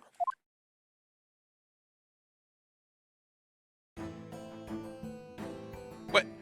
Why did she bring a whole-ass easel with her? Witnesses, state your names and occupations for the court, please. William Shamspear, my liege. For mine occupation, I can only say that I be a tragic victim, to be pitied. Only unemployed, in other words. I'm Olive Green, a fledgling artist. Well, no. Not a fledgling, really. A hopeless failure who's too weak-spirited to admit she has no talent, I suppose. Also currently unemployed, in other words. What a coterie. To Shamspear. My lord, I am thy humble servant. I'm afraid that you are no longer merely the victim in this affair. Possibility has been raised that you are in fact the assailant, intent on taking the life of your fellow lodger. The part you've played in this whole business will be thoroughly scrutinized, I assure you. I would be not for nonce, my lord. And Miss Green. Yes? You're aware of the reason that you've been summoned to this courtroom today, I presume? Yes, the officer did explain. He said I poisoned this ridiculous buffoon. And do you accept the charge, Miss Green? Wait. Did she... Okay. I think I understand what happened. And it's kind of stupid. Did she poison the pipe that he blew into, that he was going to blow into to kill Soseki Natsume, thus making Soseki Natsume pass out, and also poisoning fucking William Shamspear? Oh my god. I don't know anything about this man. Come, lady, come, my lady. Die to live. Go crazy. Verily, I do not know thy prickly pea-pigmented personage. Very well, let us proceed with the matter at hand. And being to ascertain whether or not Miss Green has any involvement in this affair. Oh, very strange indeed. Why would you suspect me? I barely ever go to the East End anyway. It so happens I passed by that neighborhood 6 days ago, that's all. And And on the night this man was poisoned, I was still in hospital fighting for my life. Yes, having been unfortunately caught up in the incident on the street outside the Garadeb household. An incident that rendered you unconscious. For some 3 days. I was stuck in the middle of the back by a knife, although no fault of my own, and now I'm under suspicion? What other irrelevant things might I be suspected of? It's all very disturbing. Your energies may be better spent worrying about random knife attacks, I feel, Miss Green. At this point in time, all that appears to connect you with Mr. Shamspeare's lodgings is the Briar Road incident of 6 days ago. That's why I'd like you to testify formally now about what exactly had happened. Oh no! The incident 6 days ago, you want me to relive that awful incident? Unfortunately, yes. Please tell the court what happened that day. And of course, they'll be interested to hear from you about your movements that day too, Mr. Shamspeare. Yeah, but what happened 6 days ago was nothing to do with me being poisoned. Let us proceed then. Witnesses shall present their formal testimony to the court. On the subject of the incident that took place on Briar Road the evening of the 17th of February.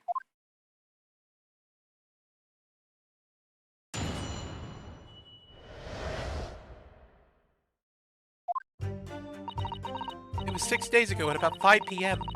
I was walking along the snow when I suddenly stabbed in the back. Coincidentally, it happened to be just outside the house where the men in the case had their lodgings. I was at the tavern on the eve of which thou speakst, where I had bespoke my supper.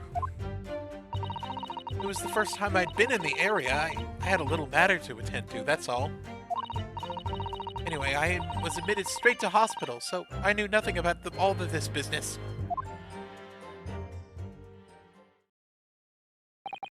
Yes, the second incident inside a week is what I believe to be aptly described as the haunted lodgings. I can only presume this is a most unfortunate coincidence.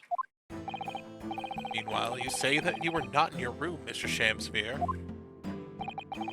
It was the following morn when I did awaken that I learned the dire events.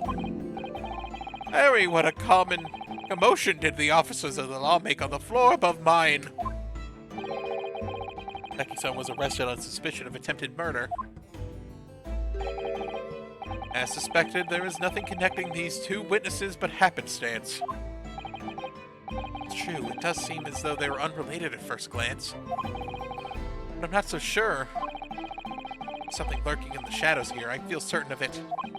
And this is my one and only chance to expose it. Counsel, you may now cross-examine these two witnesses if you wish. Ah!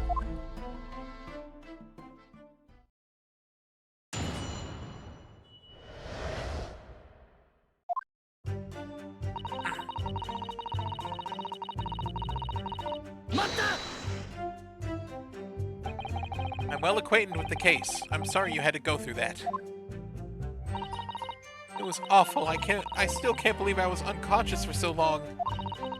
And I woke up to find that the case had been solved and the culprit arrested. Yes, the incident had been resolved already. Perhaps it would have been helpful to consider it a bad dream that ended with your awakening. And now it should be forgotten. Yes, I suppose so. Thank you. But before you had it completely behind you, Miss Green, I need to remember the details one last time. Just tell the court exactly what happened that day for us to arrive at the truth about this new case. The trouble is, there's nothing to tell, really. I was just walking along the pavement.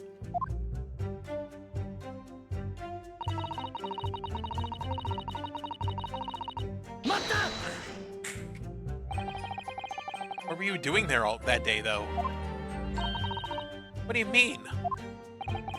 The art school you attend, what's it called? Ah, yes. It was the Thorndike Academy of Fine Arts. Speaking of Mr. Sholmes, that's just in the vicinity of Brixton Road. Just some 10 stops away from the scene of the underground. I believe you mentioned before that you also live on Brixton Road, isn't that right? So why then would you have been walking about along Briar Road in the middle of the East End? Well, because, oh yes, of course, it's because it might make a nice picture. I mean, this is a student of art. City-dwelling artists can't be all paint grand urban vistas. That's right! I happen to like the crumbling look of that part of town. Perhaps quaint should have been a less grating term. Point is, she's definitely hiding something. Yes, it seems she's not going to be forthcoming with the truth.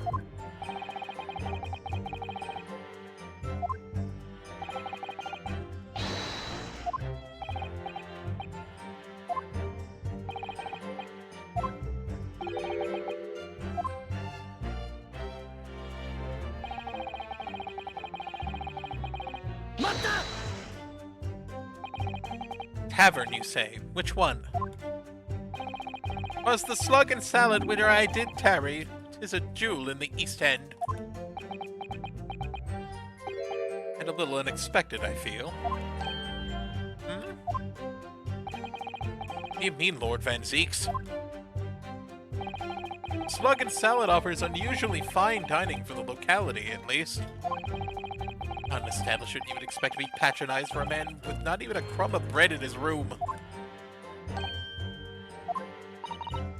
It's true. Menu lists premium crusts of bread and glasses of water, at different levels of cloudiness. I would expect Grub's grubbery in the local vicinity to be more appropriate for your means. Watery soup and mushy peas, or rather, soupy water and pea-like mush. All equally appetizing. I just wanted to try some water in a different pub for once. What's wrong with that? How different can water really be? Or perhaps there's a more plausible explanation. A specific reason why he had to go to that particular establishment. Agreed. In fact, on that day of all days, he dined at a place that he wouldn't normally. It does stand out.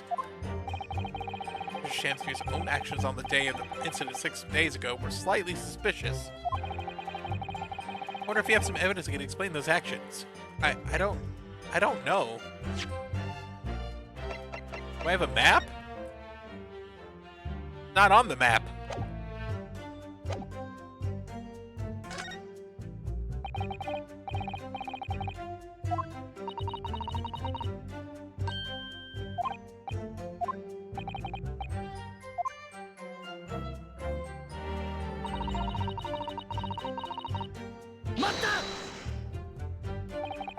What little matter, Miss Green?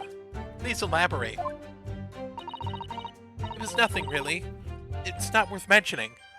If you remember, you mentioned it to us yesterday at the hospital. Ah!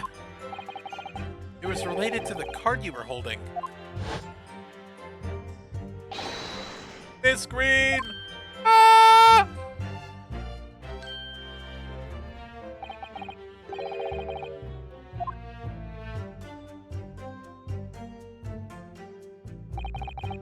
From memory, I believe the card contained a note that read, I have information regarding the death of Duncan Ross. What does that matter? It has nothing to do with Duncan. Oh shit, you! So Shamspeare, do you have something to share with the court? To be or not to be? That is the question. Ah, pray forgive me, that great bard's worth springeth from me, within me, with ne'er a thought. Tell me, because you're possessed by Shakespeare's spirit, right? Mrs. Green's word from a moment ago seemed to make you think of something. Something of relevance, perhaps? Ah, well, nay, sire. This was nothing at all.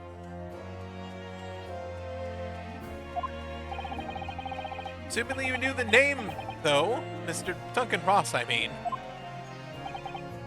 After all, you were both lodgers in the same house. It would appear to be so, but sadly nay. Lodging would be a lonely occupation, sire. My lodging fellows be rarely known to me. You haven't heard of them, even though he passed away in the room just one floor above yours? Miss Green? Me, my lord? Have I done something wrong? The card that was mentioned before, containing the note, do you have it upon your person? I do, yes, but I don't need it anymore. In fact, I should throw it away, really.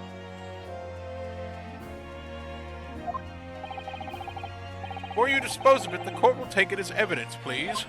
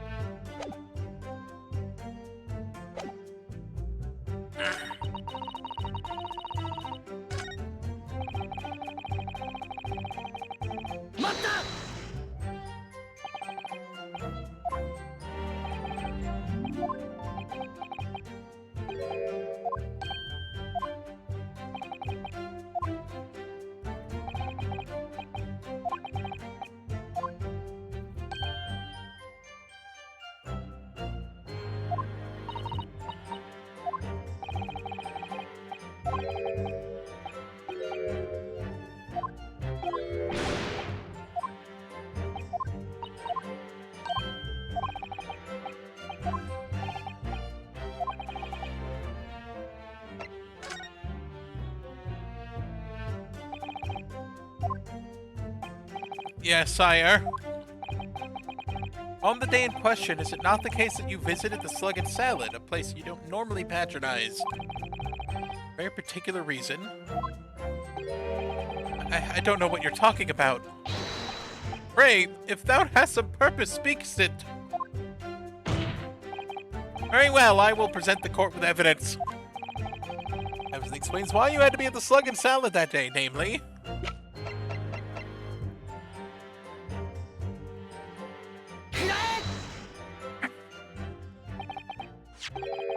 This card reveals the answer.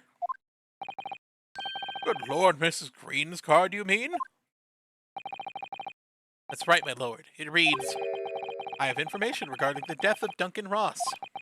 Come to the Slug and Salad on Briar Road at 5 p.m. on the 17th. Don't tell anyone else about the letter or the meeting. It is a matter of utmost importance. Mr. Shamspear, your actions on the afternoon of Miss Green's stabbing are exactly as described in this note. Personally, I find it hard to believe that's a coincidence. Don't you, Mr. Shamspear? Well... Excuse me, can I say something? Yes, Miss Green? That card was delivered to me. Doesn't have anything to do with this odd man, does it? Well, if you think so, yes, but it's hard to believe it's merely... My lord, may I? May you what, Miss Green? I'd like to make something very clear about that card. Very well, then. May you amend your testimony. Include details about the peculiar note.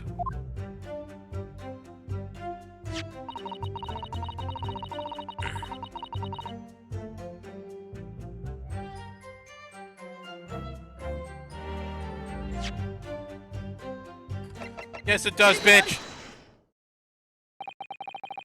Day before the incident, exactly 1 week ago now, the note was delivered to your address. And upon carrying out the instructions in the note, you found yourself in the hospital. Yes, I did. It's terrible, everything that's happened to me. Yes, it is terrible. It's all true, that is. What do you mean? Miss Green, have a look at this, please. Torn off end of an envelope. Oh, is it? It so happens that it fits together perfectly with the envelope of the note you received. Where did you find that? In Mr. Shamspeare's room. In my room? Mr. Shamspeare, do you perhaps remember this note from somewhere? Well, your actions that afternoon follow the instructions of the note to the letter. Come to the Slug and Salad on Briar Road at 5 p.m. on the 17th. And so that's exactly where you went. Let me ask you again, Mr. Shamspeare. Already knew about this note, didn't you? And you, Miss Green. But what did I do? As this torn-off end of the envelope proves, the note was originally in Mr. Shamspeare's room. How is it that it came to be in your possession? I don't have the first idea. I'm just a fledgling artist, after all. There's only one explanation. Broke into Mr. Shamspeare's room and stole it. You did what? So, thou hast what? Thou were in my room? What on earth you want with me?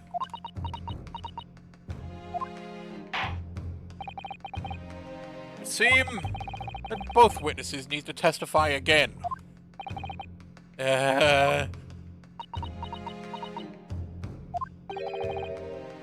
Miss Green.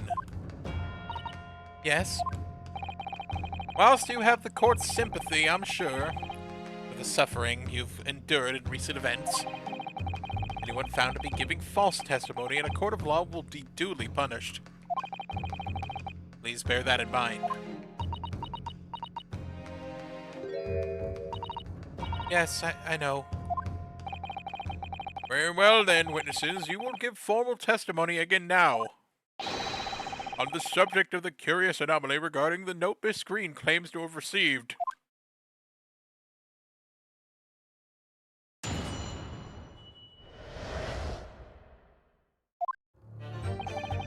do remember now, 'twas a week ago, peradventure, that the note was delivered on to me. On that day, with therein, I did tarry a long hour at the Slug and Salad, yet nobody came. Thereafter, on the evening I shared company of the Japanese fellow, I did see the note had vanished. I don't know what you mean. You think I snuck into this man's room, do you? Why would I? I can point out the villain here, and as for that torn-off piece of envelope, I don't know anything about it.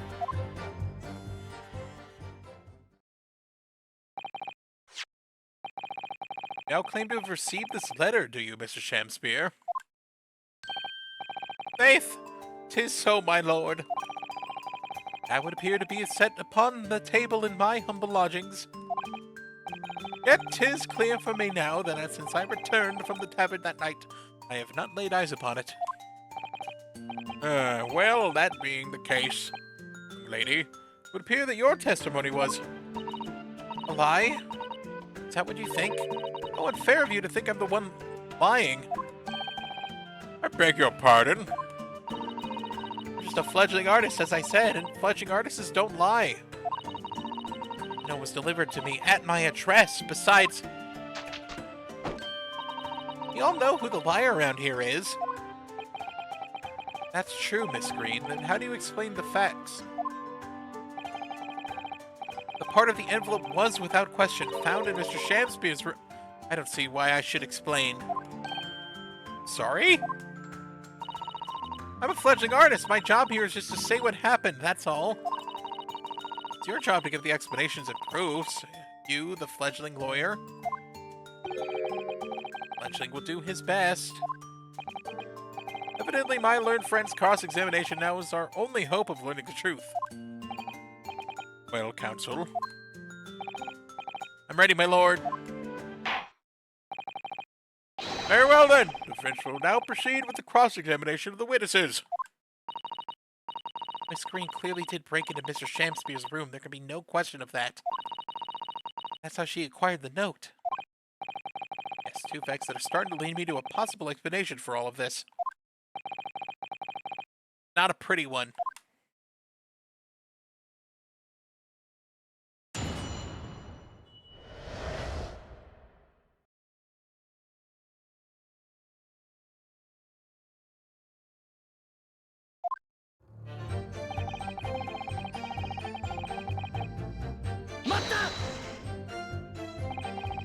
It didn't shed any light on the contents of the note at all? Nay, sire, 'tis strange to me as a foreign tongue. Even with the knowledge of literature great as mine, its own, verily, 'tis impenetrable. Mr. Duncan Ross had lodgings in the same household as you. In fact, he was your neighbor, so surely you knew him, didn't you? Alack! The choice is betwixt I knew him and I who knew him not. And 'tis with the same foreboding that I be forced to declare we were by some small measure acquainted. Despite your claims, though, you followed the note's instructions and went to the Slug and Salad. Presumably that had nothing to do with your knowledge of literature?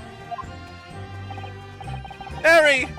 Not with had the better of me, sire, save for the lure of curiosity. It was true I was compelled by my own eager heart to betake myself to the tavern. Yet in the end my curiosity was not satisfied, satiated. On the day writ therein... Oh, okay. Even after waiting an hour, nobody appeared?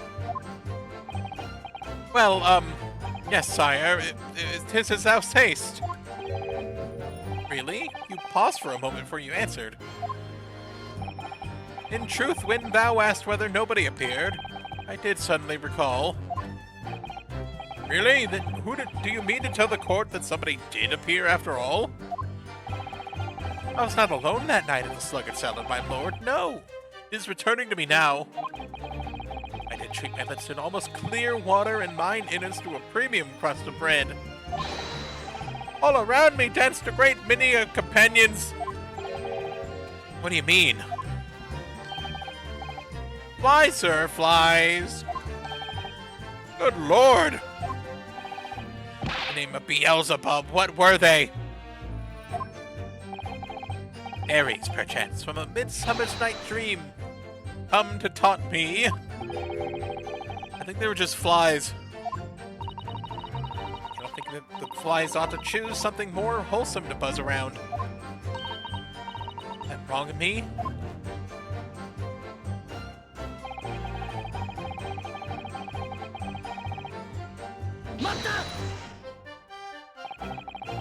When exactly did you notice it had gone missing? Such idle thoughts ne'er occupy my mind. I am busied with greater ideas. In other words, you didn't notice. Several days passed between your outing to the tavern and Mr. Natsume's visit to your room. Yes, it would appear that the note disappeared sometime in that interval.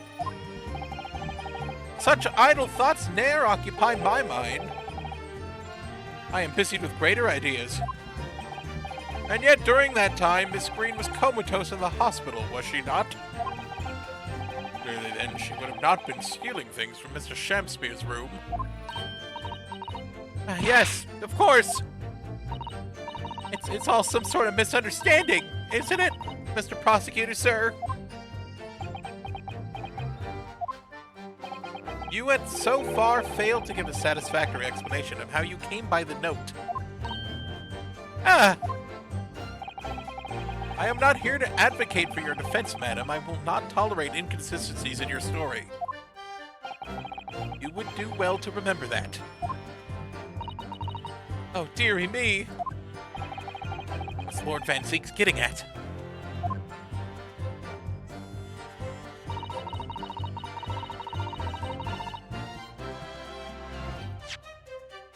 To poison him, of course. Fucking dummy. Stupid dummy. Yesterday at the hospital, we saw you with this bottle. And though the contents spilt during the course of our meeting, a small quantity remained. According to the defense's independent analysis, Mr. Jones's chemistry said, liquid that was still in the bottle was identified as strychnine. What? Strychnine? The very same poison that afflicted Mr. Shamspear? Ah! Miss Green, you broke into this man's lodgings. For one reason and one reason alone. To cover up the end of the pipe that feeds the gas lamp in Mr. Shamspear's room with poison.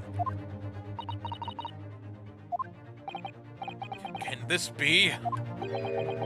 You broke into my room to... May seem incredible to the court. But from the remaining clues, there is only one logical conclusion that we can reach. The person who attempted to take the Mr. Shamspear's life with poison is you fat fuck! Ah! Oh dear, oh dear, oh dearie! Oh, she's dead! Oh god, oh! Oh, she's down! She's down! Order! Order! Counsel, are you seriously suggesting this woman put poison on the end of the gas pipe with the intent to kill? Yes, my lord. There's no other way to explain the facts. But if Miss Green did indeed set this odious trap 6 days ago, the victim had put his mouth to the pipe the very same evening as expected. The attempted murder would have happened 6 days ago, surely. Alright, well, very good point. Perhaps not, my lord. I beg your pardon? There was a significant police presence in the area that evening on account of the incident on Briar Road. Local residents were being interviewed throughout the night as part of the ongoing inquiry. A circumspect criminal would likely have chosen not to carry out any wrongdoing at that time. Lord Van Zeeks! And of course, the following morning, there was more activity at Mr. Shamspear's address. More activity? Ah, yes! You mean his fellow lodger, Mr. Natsume, being arrested on suspicion of murder? That's right. And as the defense has already proposed, Mr. Shamspear was meddling with the gas in the pipe for the very sinister reason himself. Caused the gas stove in Mr. Natsume's room to go out, thereby asphyxiating the occupant. But once Mr. Natsume had been arrested, his room was under constant surveillance by the police. In that circumstance, Mr. Shamspear had no reason to blow air into the gas's pipe. Gas pipe. I've got my gas pipe! His intended victim being in prison cell. The need to tamper with the gas removed, the poison on the pipe lay dormant. And then 3 days ago now, the situation changed again. Right, Mr. Natsume's trial, which took place here at the Old Bailey, came to an end. A trial in which the man stood accused of stabbing Miss Green in the back, but was duly acquitted. That resulted in Mr. Natsume returning to his lodgings for the first time in 2 days. That very night, his gas stove mysteriously went out, and Mr. Shamspear was mysteriously poisoned.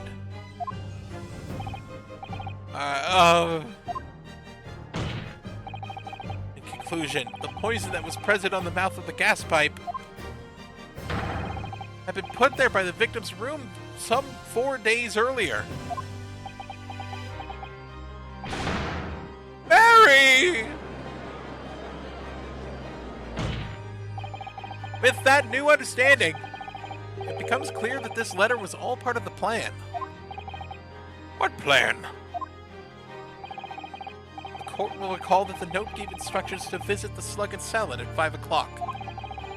That recipient should tell nobody else. The reason for those instructions are now clear. Ensure that the lodger would not be at home at the stated time. To make sure I wasn't home? Exactly. While you were out, Miss Green could safely slip into your room, knowing that she wouldn't be disturbed. You mean to say the letter was written by Miss Green, yes. And in order to cover her tracks, she took it away with her when she left. After she smeared poison over the mouth of the gas pipe in your room.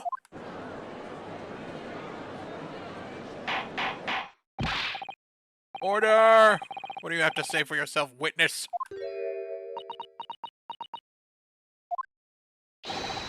Miss, who are you? Why did you try to kill me? Green's motive should be obvious.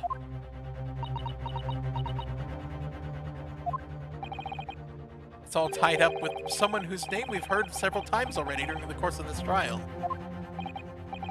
So that's what is behind all this. You will share your apparent understanding with the court, please, counsel.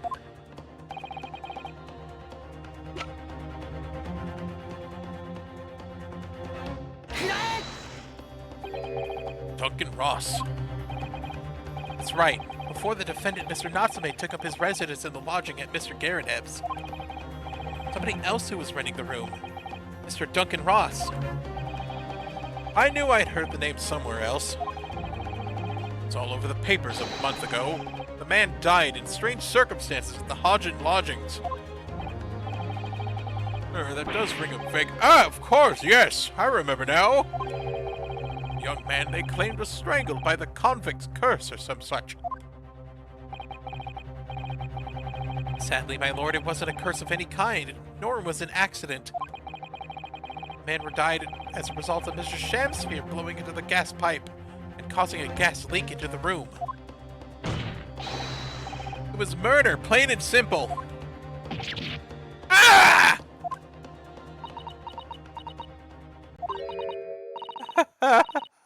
Well, what do you know? The world is so unfair. Curses, curious death. That's all people care about. It's an interesting story they want to know. It doesn't cross their minds that real people are involved. Once they're bored, they just 1 month later, once the story's lost its appeal, everyone's forgotten him. You mean you... Duncan was... Mr. Ross was Mrs. Green's fiancé.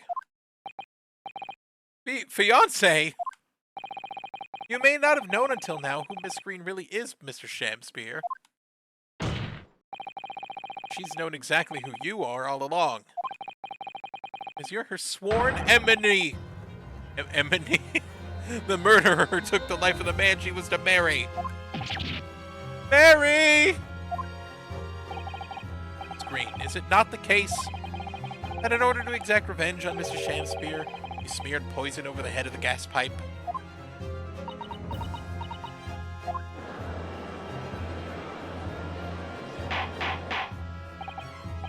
This is all quite extraordinary. Am I correct in my understanding that you now accuse both parties, counsel? Each on different counts of murder?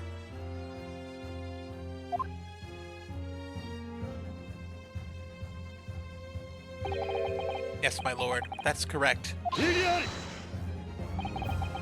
Hailing so deeply, it appears that my fledgling learned friend has taken in a lungful of dubious gas that's causing his judgment to be clouded. What? Why would Mr. Shamsphere have wanted to kill these lodgers, as you say? You have completely failed to provide a motive to substantiate your accusation against the man. Yes, that's right, Mr. Reaper, my liege. I've been slighted. 'Tis lies, all lies, I deny every utterance. You'll have to forgive me, Mr. Naruhodo, sir. But I don't intend to admit to anything either. It's Green. sure you'll think that I'm being very rude, but I'm not going to be sent to the gallows for the likes of this scoundrel. You broke into the man's room. If you didn't do it to smear poison on the pipe, what was your reason? I thought I'd have a look around, that's all. Sorry? You're right, I suspected him. So I thought perhaps I might find some evidence or something in his room. Evidence that it was him who took Duncan's life. Oh vileness, oh villainy, oh tyranny, oh rotundity of the woman! But in any case, whene'er I leave my room, I do turn the key in the lock. The whole place is falling apart. The locks on the doors are no different. Look and show me how once to unlock the door with some terps and a piece of wire. Oh awfulness, oh artfulness, oh tyranny, oh profanity of woman.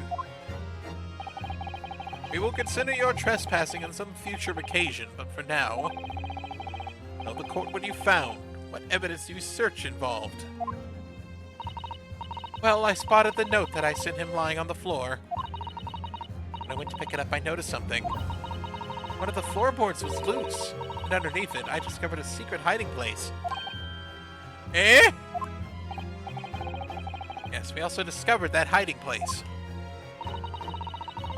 Inside, we found a newspaper cutting, a photograph, and an empty tin box. Yes, well, the thing is, when I found it, the box wasn't empty. What? There was something in it? Yes.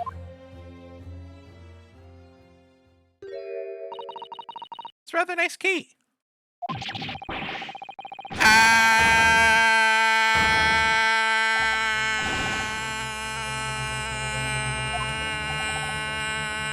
Okay. What the? Every ounce of color is drained from his face. Give it here. Give it to me now. It's mine. I inherited it. What was that, witness? What did you say? You inherited it. Oh, no, what's all this about?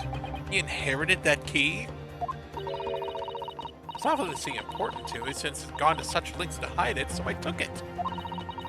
I didn't know what it was for, but you took something precious from me, so I took something precious from you. So what if it means you can't open something now? I don't care. Give it back this minute.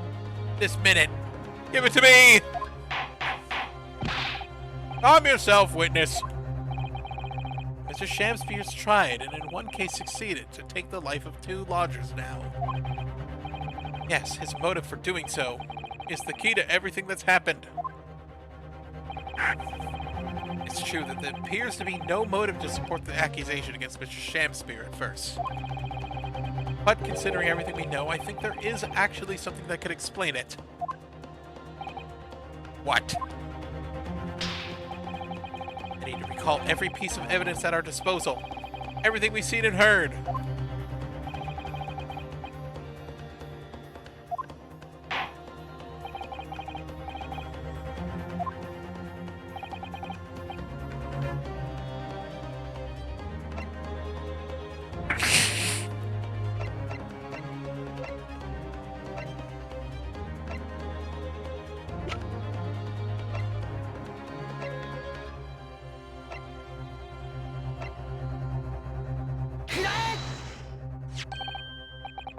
That's an official police report, is it not?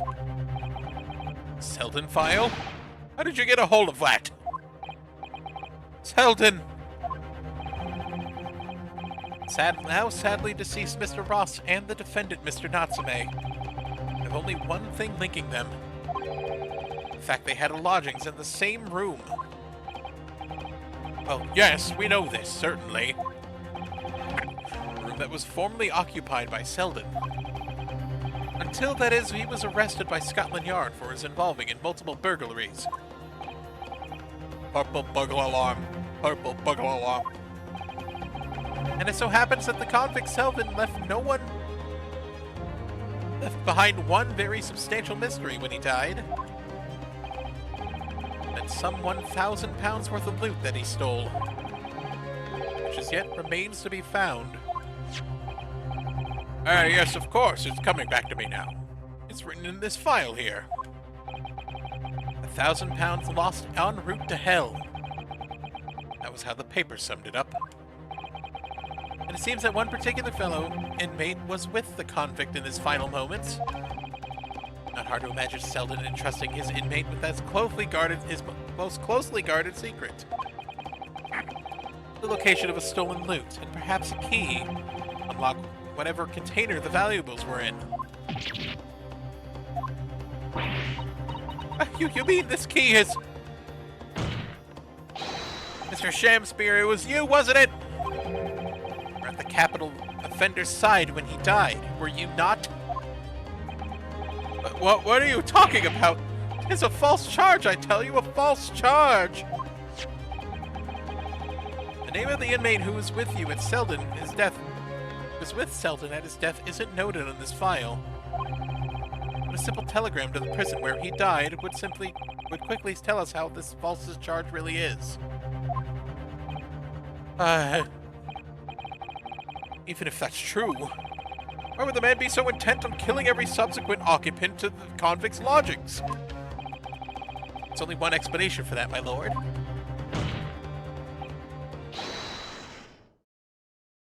That very room that Selden hid his loot.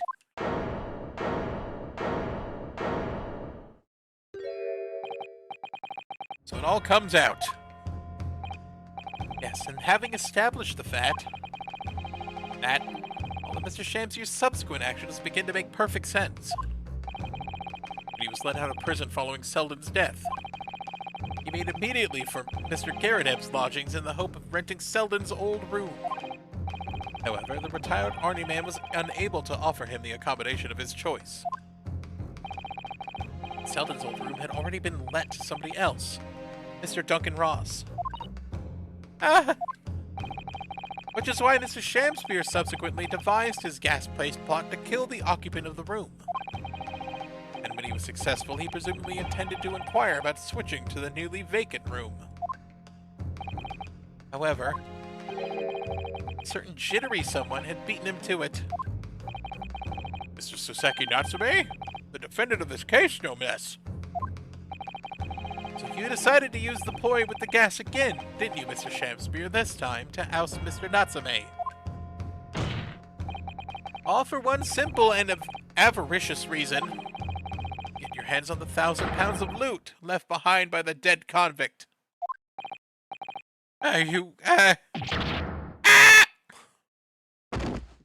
Fuck, man. Fucketh and shitteth.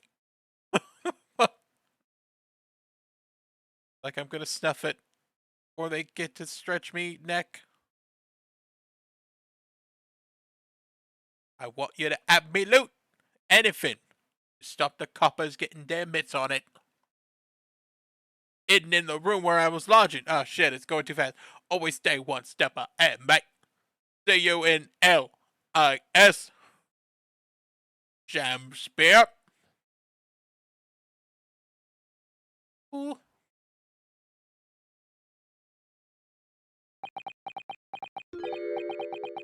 It's mine. Did you just say? It's mine. That loot. Mine.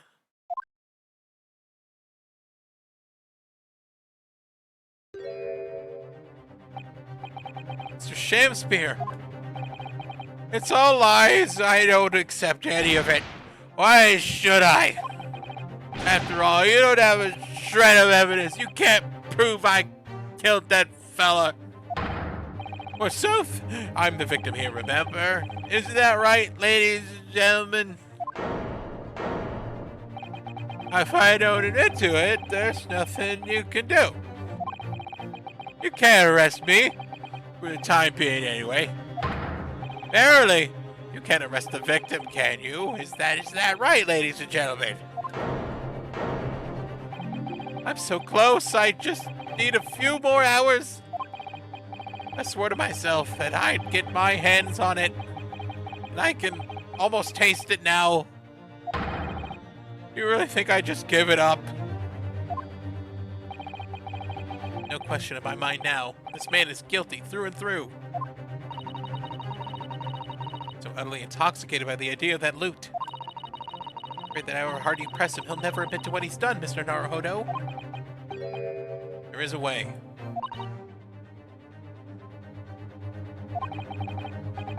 One way I can finish him. No. He's already committed the most heinous crimes to get his hands on that loot. Which means all we need to do is find it first. A fine plan. Were it not for the fact that the police thoroughly searched that room following the death of Mr. Ross. If it's there at all, it must be very well hidden indeed. Without conclusive evidence, I certainly cannot rule. If only there's some way we could go find the convict's loot quickly. Final piece in this complex puzzle. But I think we might have it in our possession already. Rather, I think we may as well have something that can help us find where the loot is hidden. My lord. Yes, counsel? The defense would like to make a proposal about how to find the late convict's hidden loot. I believe we are already in possession of something that could give us a clue to its whereabouts.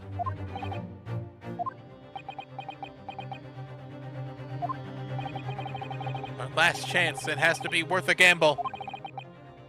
Besides, we used the same technique once already, and it definitely paid off then. Very well then, counsel, let the court hear your idea. What do you propose we can use in order to locate the hiding place of the deceased convict's hall? What's this? Yeah!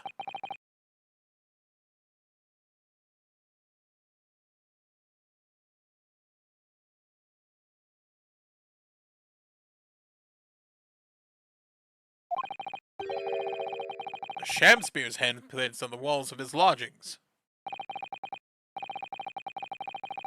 That's right, my lord. Exposed as a result of the defense's independent investigation of the scene. Based on a wonderful new discovery in the field of forensic science by the great detective Mr. Sholmes. Great detective? That's some kind of joke. You really think I'm going to be daunted by a man with such a ridiculous title? I should think the great bard ought to recognize such a title when he hears one, Mr. Shamspear. Hello, I'm here. Perhaps we should compete for the honor of most ridiculous title. As Sherlock Holmes himself! What are you doing here, great detective? Your usual haunts of filthy backstreets of the capital, are they not?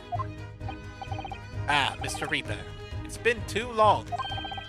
And I see your complexion has worsened since we last met. Mr. Holmes! He does know Lord Van Seeks, then. Well enough to say that he's something like that, in any case. Mr. Sholmes! Well, you may be heralded as a great detective by the population at large. It does not give you the right to come in and go in my courtrooms as you see fit. If I may, my lord. Mr. Sholmes' newly developed scientific method has helped us to uncover vital clues in this case already. Clues, you say? I call them skin prints, my lord. My method identifies every location touched by an individual under scrutiny.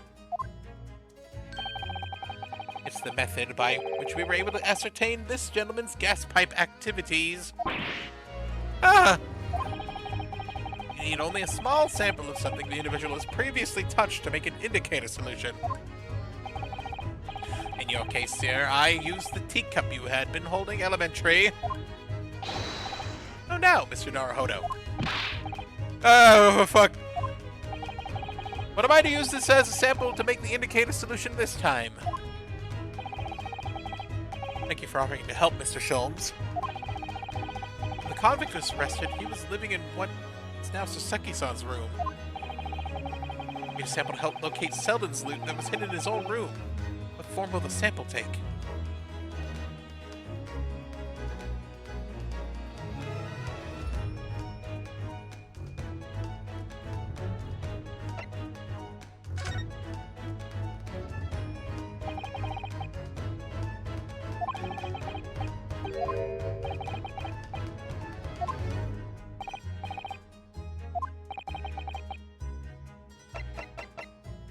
Doseki Natsume! No. And what, pray, does his said person possess that he could be available for our purpose? Let's hear your new and improved powers of reasoning at work, my dear fellow.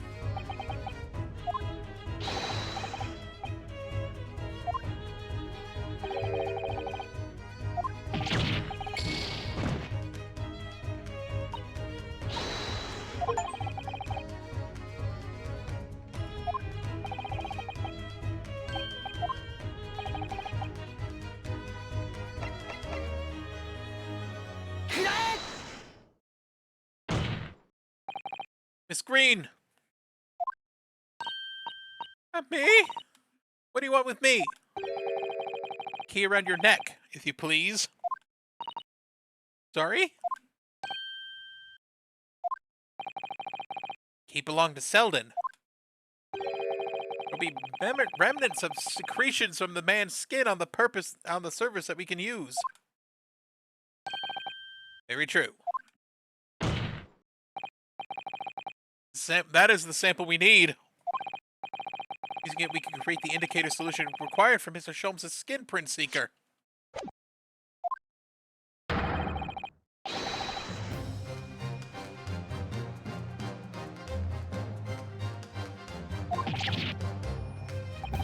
Mr. Shamspear, as one great to another, I assure you. Late Convict's Hall is hidden somewhere in this former lodgings. I shall uncover it in no more than 30 minutes.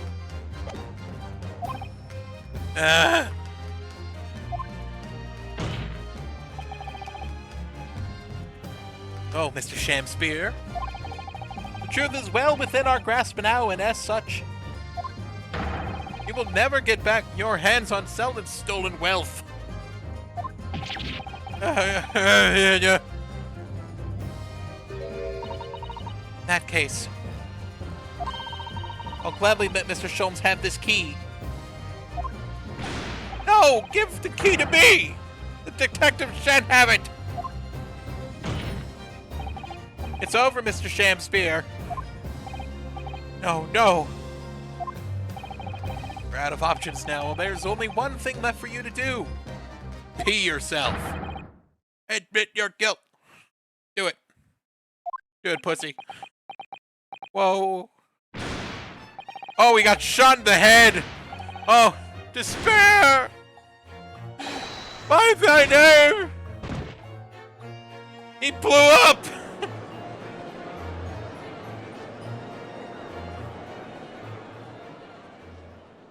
Nani.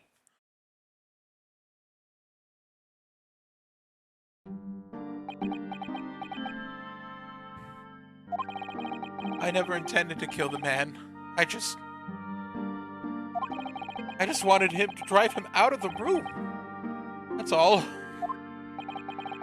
You'd have time to find the convict's haul of stolen goods?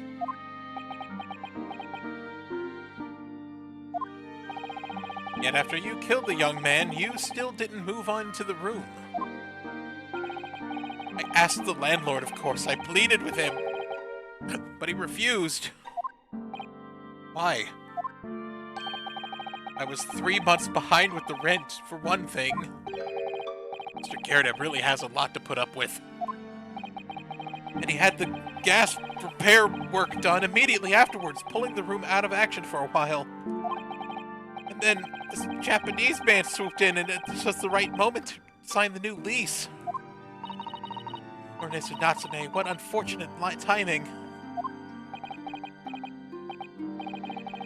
And 5 days ago, after the incident on the Briar Road when the Japanese fellow got himself arrested, I thought I'd finally have my chance. But it wasn't to be. No, the scene was was sealed off and guarded by the police night and day. And if I remember rightly, Mr. Sholmes just spent the whole day in there reading books. Couldn't even enter the room, let alone search for the loot. Which is why on the day Mr. Natsume was acquitted and returned to his room, he once again tried your trick of blowing out the air into the gas, or blowing air to the gas pipe that feeds the stove in his room. Unbeknownst to you, however, the action would have led into a deadly trap.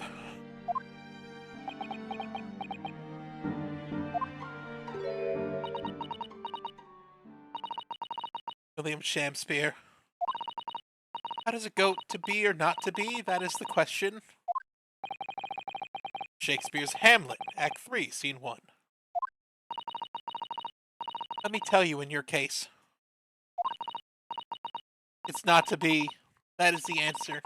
You deserve to die for what you've done.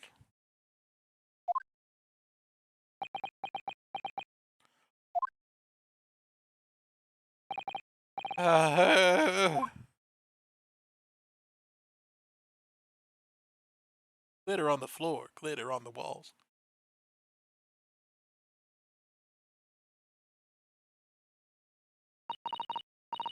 First, I really did think it was just a terrible accident.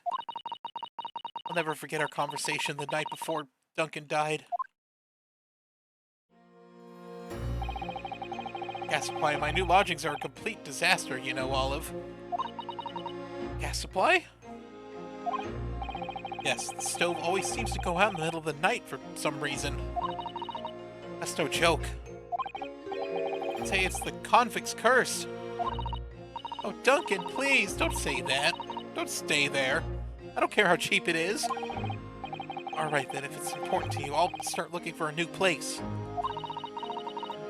There are spare rooms at my house. Why don't you leave that horrible room tonight? No, I'd rather not. Said we'd wait until we graduated before we told our parents, remember? That was the last time we ever spoke.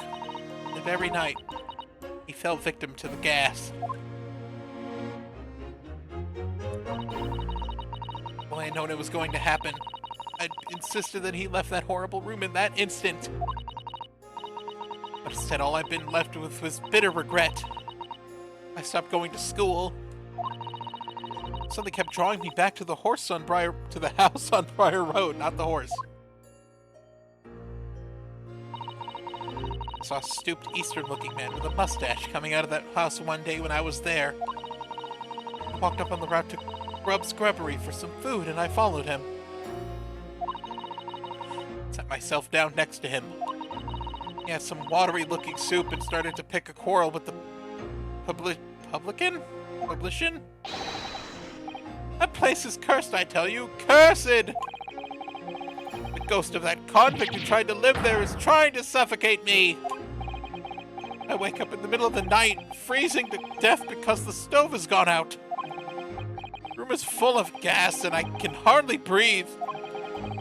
The pipes have been checked. No problem there. It's like I'm the problem.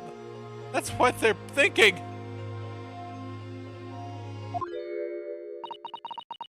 How could that be? Duncan was gone, and now this man had almost suffered the same fate. Could it really be a curse? Then I remembered.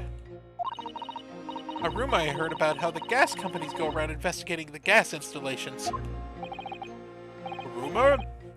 You mean... Yes, everyone's heard of the stories, it seems, about how they go around checking the pipes. Anything connected to the gas can be extinguished by blowing air into the pipework. It started. A little flicker of doubt in the back of my mind. That just wouldn't go away. Was it really an accident, though?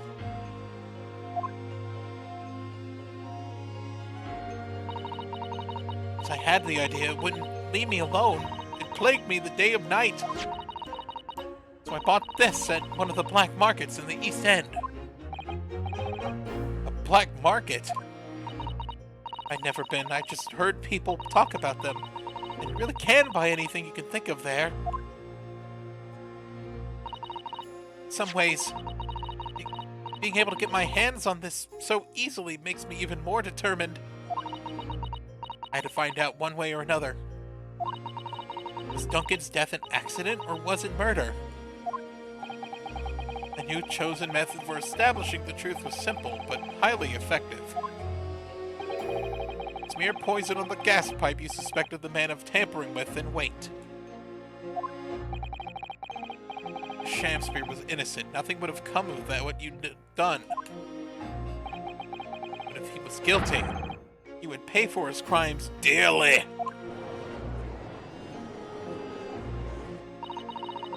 Found out the name of the man I suspected, William Shamspear. Then I wrote him this little note.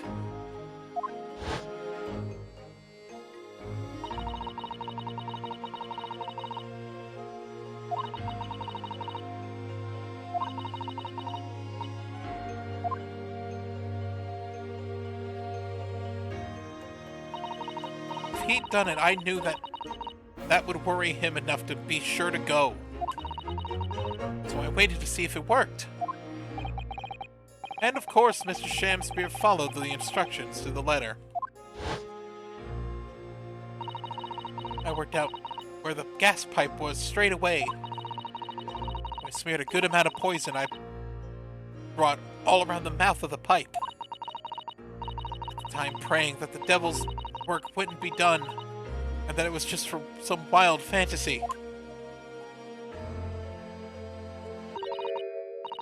Actually, no.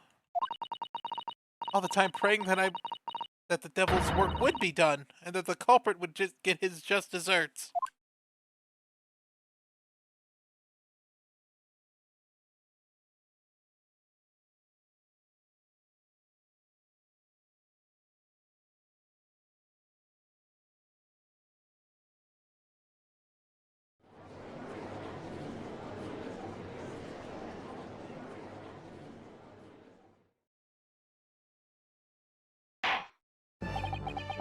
"3 days ago,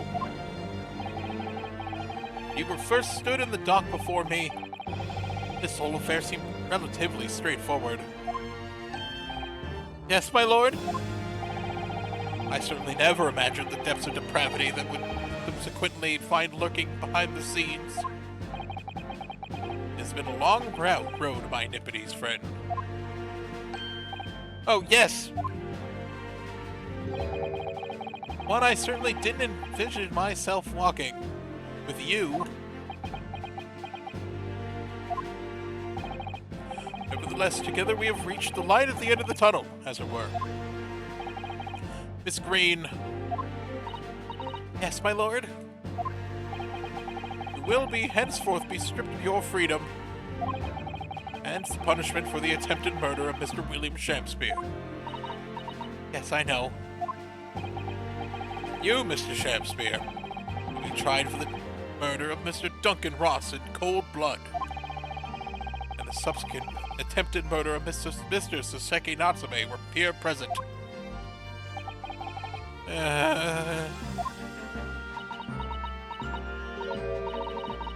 Mr. Naruhodo?" "Ah, yes?" "Yesterday, all at the hospital, when you and your friends stopped me from ending your life by drinking what was left in the poison bottle. I wasn't myself. I can't even really remember what was going through my mind. Be or not to be, I suppose. It's a question that's so hard to answer, it seems." "Be... Well, personally, I'm glad of your being here, Miss Green." "Oh! I'd like to believe it's a blessing that Mr. Shamspear didn't die when he ingested the poison. For your sake, at the very least."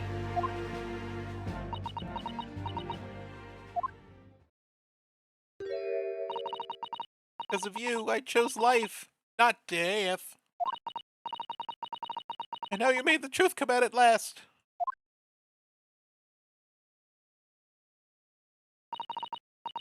Really, I don't thank you. I can't thank you enough. Oh, Miss Green. Mr. Sasaki Natsume. Yes, my lord. The court declares that you are exonerated from all blame in this matter. Accordingly, I would call upon the ladies and gentlemen of the jury to present a verdict of not guilty. We are in full agreement, my lord.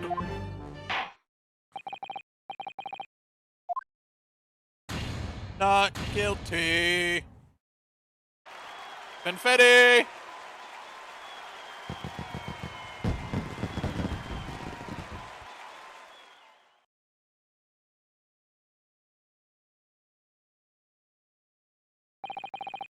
Order adjourned. We did it.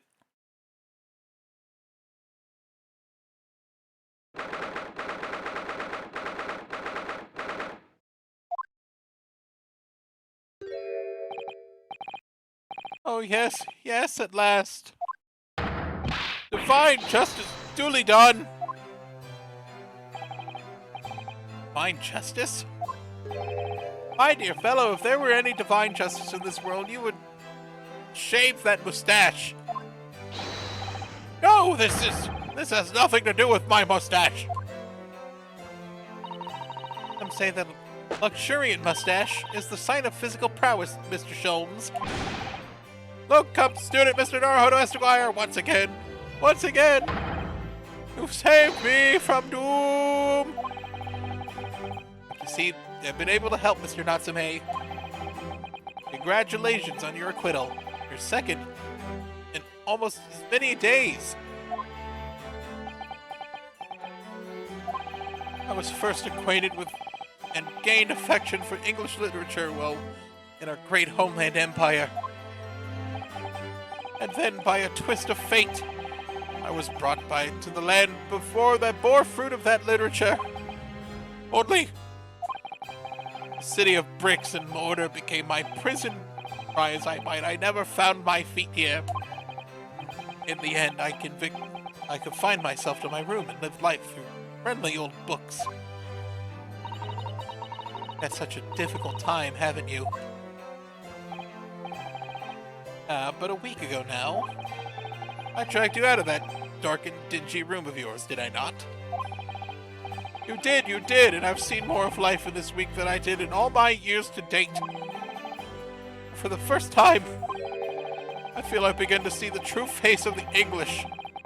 It's been so far hiding from me behind the wall of fog. My dear fellow, there is nothing special about the true face of the English, as you put it. Wheresoever one goes in the world, humans are human. There are a few genuine differences. Yes, I think you're right. I finally started to see that, and I've come to understand something. I've worked out why I was attached to English literature in the first place. It made me see that whatever our nationality, we humans all have the same hopes and fears. We're just doing our best to live. Said I've come to feel the same way.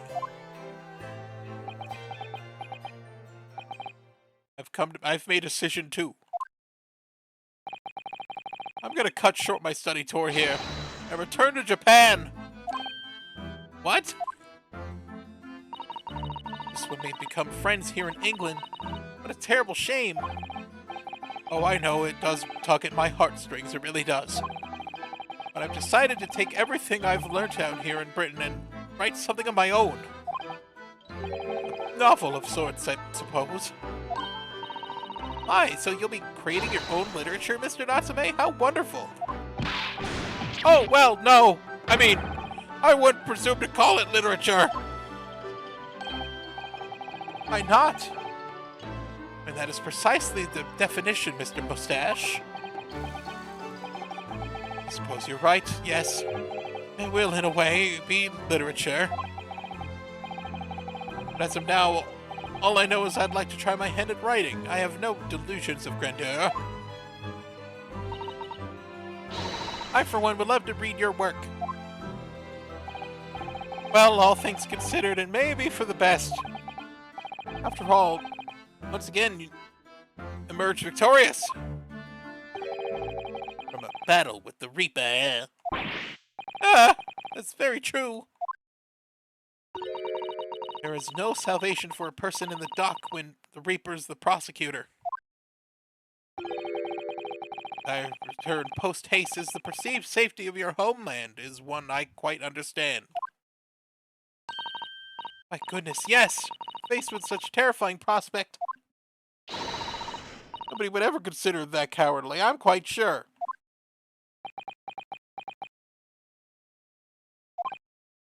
But that's not what I'm leaving, I mean it! Objection!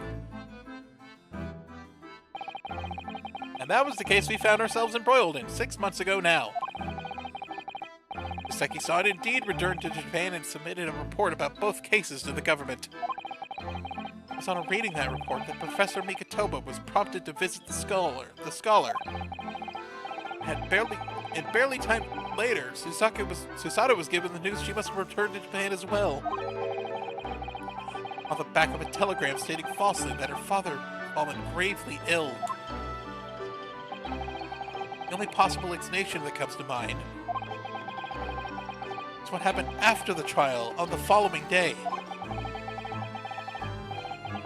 The day that we uncovered the loot, hidden by the now deceased convict in his former lodgings.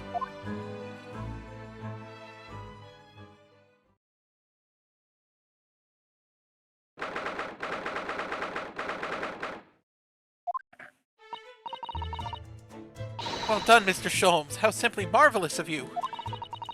Uncover the secret hiding place in just one day. Is it supposed to take 30 minutes?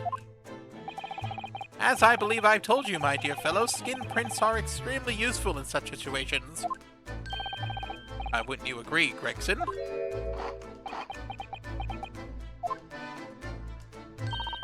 Gregsy's been happily munching in agreement with this whole time, you know, Hurley. Happily? I think perhaps humorlessly might come closer to the truth. No! It transpires the man fashioned a hiding place in the ceiling. And what's in it? What's exactly the loot? Let us look then, if you're ready. Let us examine the late burglar's hall. What is that? Is that a belt or a crown? Some sort of neckband or collar. A collar? It's huge, though. Oh, the gemstones in it. So it has claimed to be worth £1,000. Perhaps I could have it as a belt. Noticed on the inside there are some dark stains. It's poop. You don't think it could be blood, do you? I mean, there's quite a lot of it. Second thought, perhaps I won't have it as a belt. Of course, there's this emblem here. A large letter B and a small crown.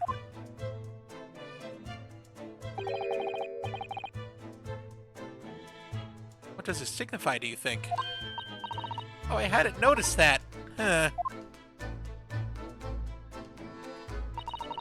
Feel as though I've seen that emblem somewhere before, you know? Where could it have been? That's enough of that, I think. What? Matter with Mr. Sholmes. Oh, the color's drained from his face. Well, Inspector, I believe you ought to be taking this, ought you? Be valuable evidence, after all.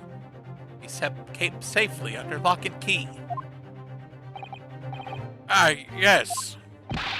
Get your grubby ass off of that, you lot, and hand it over now!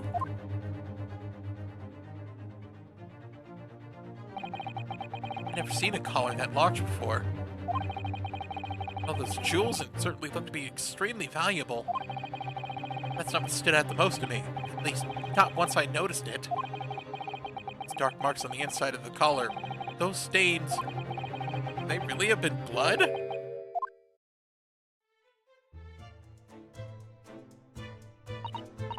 Well, that was a funny case, wasn't it? But it's all buttoned up now. You look very pleased, Iris. I am! Because I was starting to wonder what I could use as the basis for this month's story in the magazine. This case will be perfect. It's been so fascinating. Talk about the latest installment of the Adventures of Sherlock Holmes, I presume. Mystery of the Knife in the Mist, and the Mustached Man and the Convict's Curse, perhaps. I could make it a two-part story.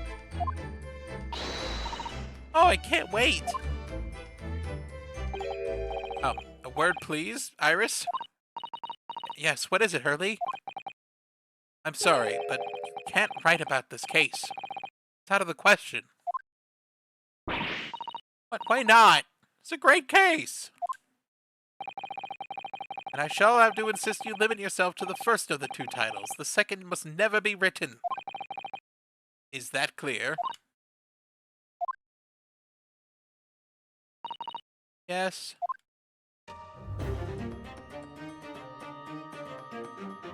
こうして漱石さんの2つ目の事件は闇に葬られた。今ならわかる気がする。なぜあの時ホームズさんが事件の発表を禁じたのか。全てが一つにつながるにはもう少し時間が必要だった。物語が再び動き出したのは佐藤さんの手紙が届いて2ヶ月後。その事件はかのロンドン万博の最中に起こったのだった。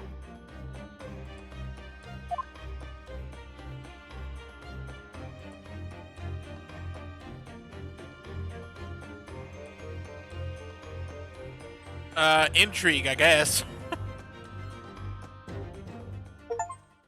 That just raises further questions.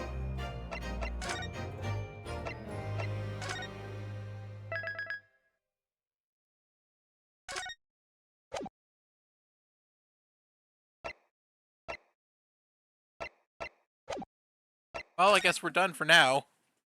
I'm gonna go find something else to do. Bye!